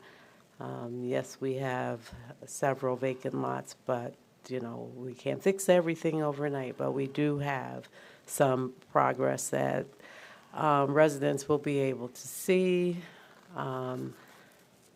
I'm thankful for the 2 people who have received the MISH homes. They deserve both of them, well-deserved. Individuals in the community. It was touching, you know, the Merry Christmas. They really did have a Merry Christmas when they got the news. But looking forward to, you know, the continued work with the infills of the vacant lots. I also want to thank all the staff for what you do, the people here on the diocese, you know, for the commitments that we've made and the progress that we are beginning to see in the city of Jackson. We have had some misfortune this year. It's sad to say. We've had some young lives, and I don't quite understand. I read quickly what I saw today, and it's like, it just doesn't make sense, you know. But accidents, because they have the wrong things going on in their minds or playing with weapons, you know, it's just sad. It's very sad to see young lives. We haven't begun to live, just barely old enough to get out of the house, you know. Anyway, it's heartbreaking. But I want to thank you all for coming out. We appreciate your comments. We do listen. And I'm looking forward to us to continue the success for Jackson and grow Jackson. Thank you. Councilmember Gunn. Thank you, Mr. Mayor. Thank you, Mr. Mayor. So I just want to echo again, thank you, Corey and Shane, for coming and giving an update on the housing. I think it's good to help put that information out there, clarify any misconceptions about what's going on with the 100 homes and all the other incredible projects that are going out there that have come off the heels of that project, the 100 Homes project, and the momentum that has taken place here in Jackson around building in 2.5, 3 short years. So very, very incredible. So yeah, I just want to say thanks for doing the presentation. Thank you for my fellow council members for voting on these projects when we bring them forward from the Affordable Housing Board. And yeah, just stay warm out there. Hopefully the weather's changing next week, I heard. But yeah, those are my comments. Thank you. Vice Mayor.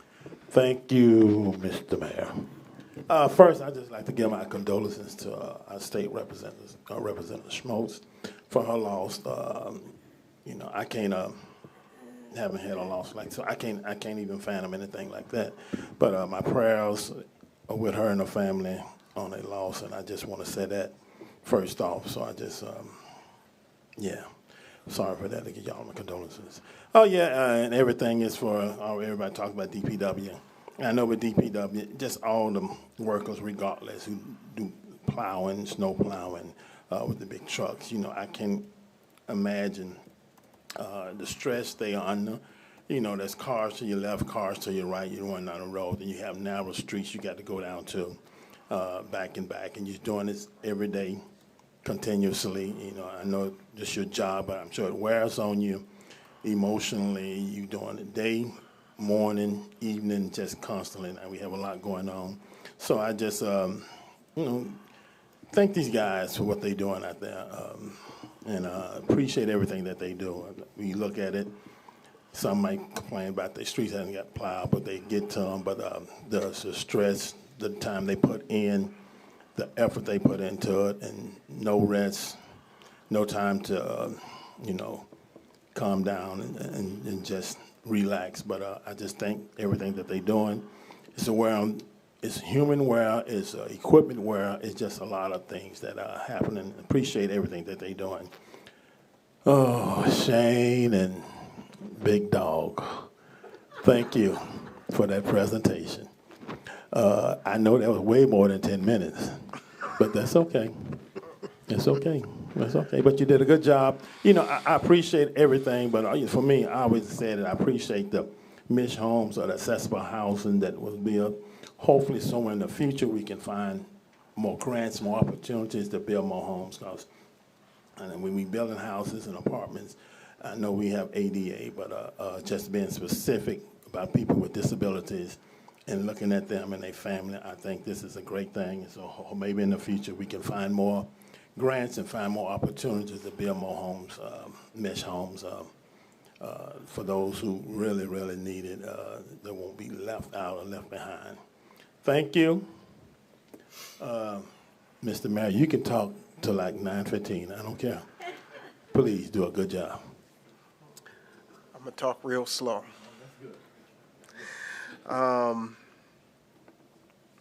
Man, Connor, thank you for your comments. I want to tell you, you are not alone. You are not the only one. What I keep saying is there's a whole lot of treading going on and don't nobody give a damn.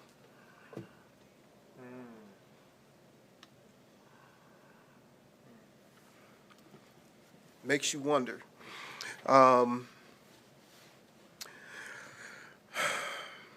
I do want to say thank you also to DPW. I think it's been said multiple times, but I just want to say thank you to you guys. It's terribly cold out there, and yet every morning the streets are plowed as this snow continues to come down.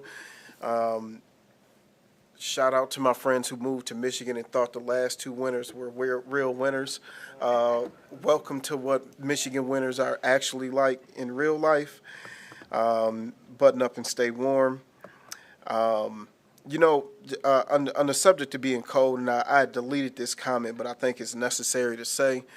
First, I want to say thank you to the individuals who decided to stay through the meeting, because this is the part where we do get to make comments back, answer questions that may have not been answered, or address items that individuals say. Maybe some people didn't get to notice, but we don't own T.A. Wilson anymore. It's been sold, and therefore the organization that now owns it is responsible for what they want to do with the building. Somebody please stop me or correct me if I'm wrong about that. I don't think I am, so I will proceed. But it's mighty funny how concerned people are with them housing homeless people. When the city was in charge of the project, Jonathan, they did not want us to fund and home houseless people, but we did it anyway. So, you know, homelessness is something that I take highly personal, because you really don't understand the experience unless you've lived it, and I have lived it. And so, like, my heart goes out to individuals who are homeless right now, who don't have anywhere to go, because it is deathly cold outside, and that is not just saying that. It is deathly cold outside. So I am hopeful that individuals have found somewhere warm to shelter, and I want to say a thank you to all of those organizations and places that are serving as overnight warming shelters and shelters, warming shelters during the day as well, because it's been just as cold or colder during the day than it has been at night also. Shane, Corey, and the rest of the entire team working to rebuild our neighborhoods. You deserve another round of applause. So, and that includes council, because like was said, if we didn't vote the way we did on supporting those projects, then they would not be moving forward. And I just love to hear those stats, because you can come in and state something as strongly as you want to make it sound like truth that does not make it truth. And the numbers on these projects that we have going on in this community do not lie. 1,885 people who applied. So the program is working, and people actually like the program. And even the individuals who found that it's not suitable for them, I'm sure they learned something through the process. I tell people all the time, there's 2 things that I've done in my life that if I had to go back and redo them again, knowing what I know now, I'd likely not do them. That is pledging my fraternity, love my fraternity. It was hell to get through though. And buying my first house, my God, it is the most intrusive process that I have ever experienced. And so even those individuals who went through that decided this isn't for me, this isn't the right house, whatever the situation may have been, I'm sure they still benefited from that experience. And we have 51 individuals in homes right now, which I think is a phenomenal thing. All the rest of those statistics that you guys gave, like, I appreciate being able to hear that so we can dispel some of the rumors that have been put out there and said here as if it were actually true. Speaking of truth, I don't know if certain individuals knew this. There is a very, very successful business being ran by a black person, and it was actually mentioned by the person who seems to somehow think black people can't run a business. Newsflash. Every McDonald's in the city of Jackson is owned and ran by a black man. Whoa! But in case you didn't know, I'm going to, and in light of the upcoming Black History Month, I just want to list 20 things that, like, we just could not live with in America or the world without the contributions of black people. The 3-light traffic signal, home security system, modern refrigeration for trucks, automatic elevator doors that you are probably going to use as you leave here. Carbon light bulb filament that's got lights on in the room. The electric microphone, I'm talking on one. The PC monitor and gigahertz chip in my computer. The Super Soaker, who can't live without a Super Soaker? Let's just be real here. The modern ironing board, which someone who spoke up here might have benefited from using one. The blood bank, the laser cataract surgery, automatic gear shift that are in vehicles, gas mask and safety hood, disposable syringe, caller ID and call waiting for those who you do not want to speak to when they call your phone. I answer every call that comes through. I don't got that. But I did just update, Madam Clerk, my phone, and now I can screen calls from my iPhone. I may have to put that to use. I have been telling my kids for years that I invented ice cream. I didn't, but a black man did. The folding chair, clothes dryer, a pencil sharpener. Somebody should use one and take some notes on these things that I'm mentioning so that they can inform themselves of themselves and their history. And the doorstop, excuse me. And there's so many more things that if you just do a simple search of Google, that you could learn the contributions, the businesses, even here in this community, that black people have successfully owned and thrived. Precise Test Lab is one. RJ's is one. I just went to RJ's in Lansing. If you go, try that chicken. He made me a chicken hoagie. Just go try it. They're black. I don't know if people knew that or not. But I just wanted to mention that real quick. I'll be honest, my heart is real heavy today. It's crazy how, regardless of how heavy my heart is, like my spirit seems to just be growing stronger and stronger by the day. It's been 6 months today since my niece was senselessly murdered. And the grief don't get better. You just learn to live in it and work through the stages or where you are at in that day. I don't think I've ever cried as many tears as I have cried in the last 6 months in the entire almost 44 years that I have been alive. And I have lost a tremendous amount of people, young and old, but this loss just hit me in a way I cannot describe. I highly recommend therapy if you are going through grief, because it works if you allow it to work. whatever way you find therapy. Lately, Jonathan, I've been doing some Facebook social media therapy personally, clapping back just a little bit. But seriously, going to see a therapist is a very healthy thing for you to do if you are grieving. I have never seen my mother cry the amount of tears that she has cried in the last 6 months. I don't think a day that we've talked, we have not talked about my niece, and we both have exchanged stories and laughter and tears all in the same breath, and the same with my sister. So for those who have prayed for my family, I just want to say thank you.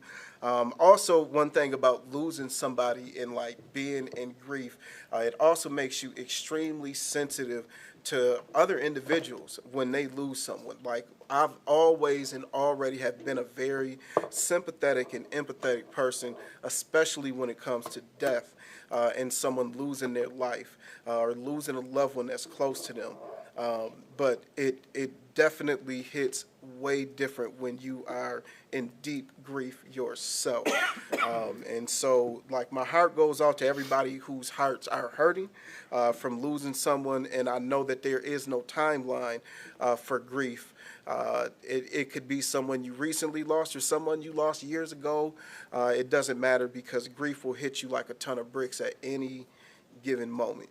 And I just pray that I am helping walk my 5 daughters and my niece and my nephew and my baby niece through this process of grieving as strongly as I can, and just helping be a pillar for them, that the sun shines again eventually. And even when the sun is shining, you may feel that grief still, but good times still happen. My heart goes out to the Woods family, Ed Woods and Mrs. Woods, or Miss Woods. My heart goes out to you guys and the family of your son. I was talking to Mr. Woods the other day, and he said, you know, my heart is really broken because I have not found one person who has anything negative to say about Ryan. And so my heart goes out to their family. My heart also goes out to Kathy Schmaltz. I sent her a text already because one thing about me, I'm not a Bible scholar. I will tell you that right now. I'm not a Bible scholar, but I don't recall anywhere in the Bible where it says you must be a Republican or a Democrat, 1, to be a good person, 2, to get in heaven. I just have not read that. If somebody can point that out for me, please show me where it's at. So to me, being a good person is not predicated on what party you are in, nor predicated on how you feel about that person's performance in the job that they do, nor predicated on how that person has made you feel or treated you or what they've said about you. It's not predicated on any of those things. And so I can still show sympathy at the loss of her son, because I cannot imagine, but I can definitely sympathize and empathize with the grief that she must be going through losing her son right now. And so my heart goes out to her. And I hope that she understands how sincere my message was to her, that I am like very sorrowful for the hearing of her loss in this moment.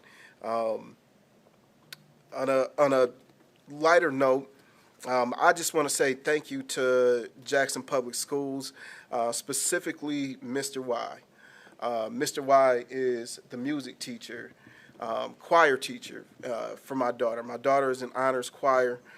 She tried out for the jazz choir, statewide jazz choir. I think it was under duress, because Mr. Y was like, look, she ain't got this video done yet, and she got a couple days to get it done. You know, it's like 1,000 kids applying to this. She just needs to get the video done. And under threat and duress, she got the video done, submitted, and she made it into the statewide jazz choir. And they paid for our hotel to be there. over the last few days, over the weekend, and just to see her development shows me how important it is to have somebody who sees your gift and is willing to pour into you and pull that gift out of you.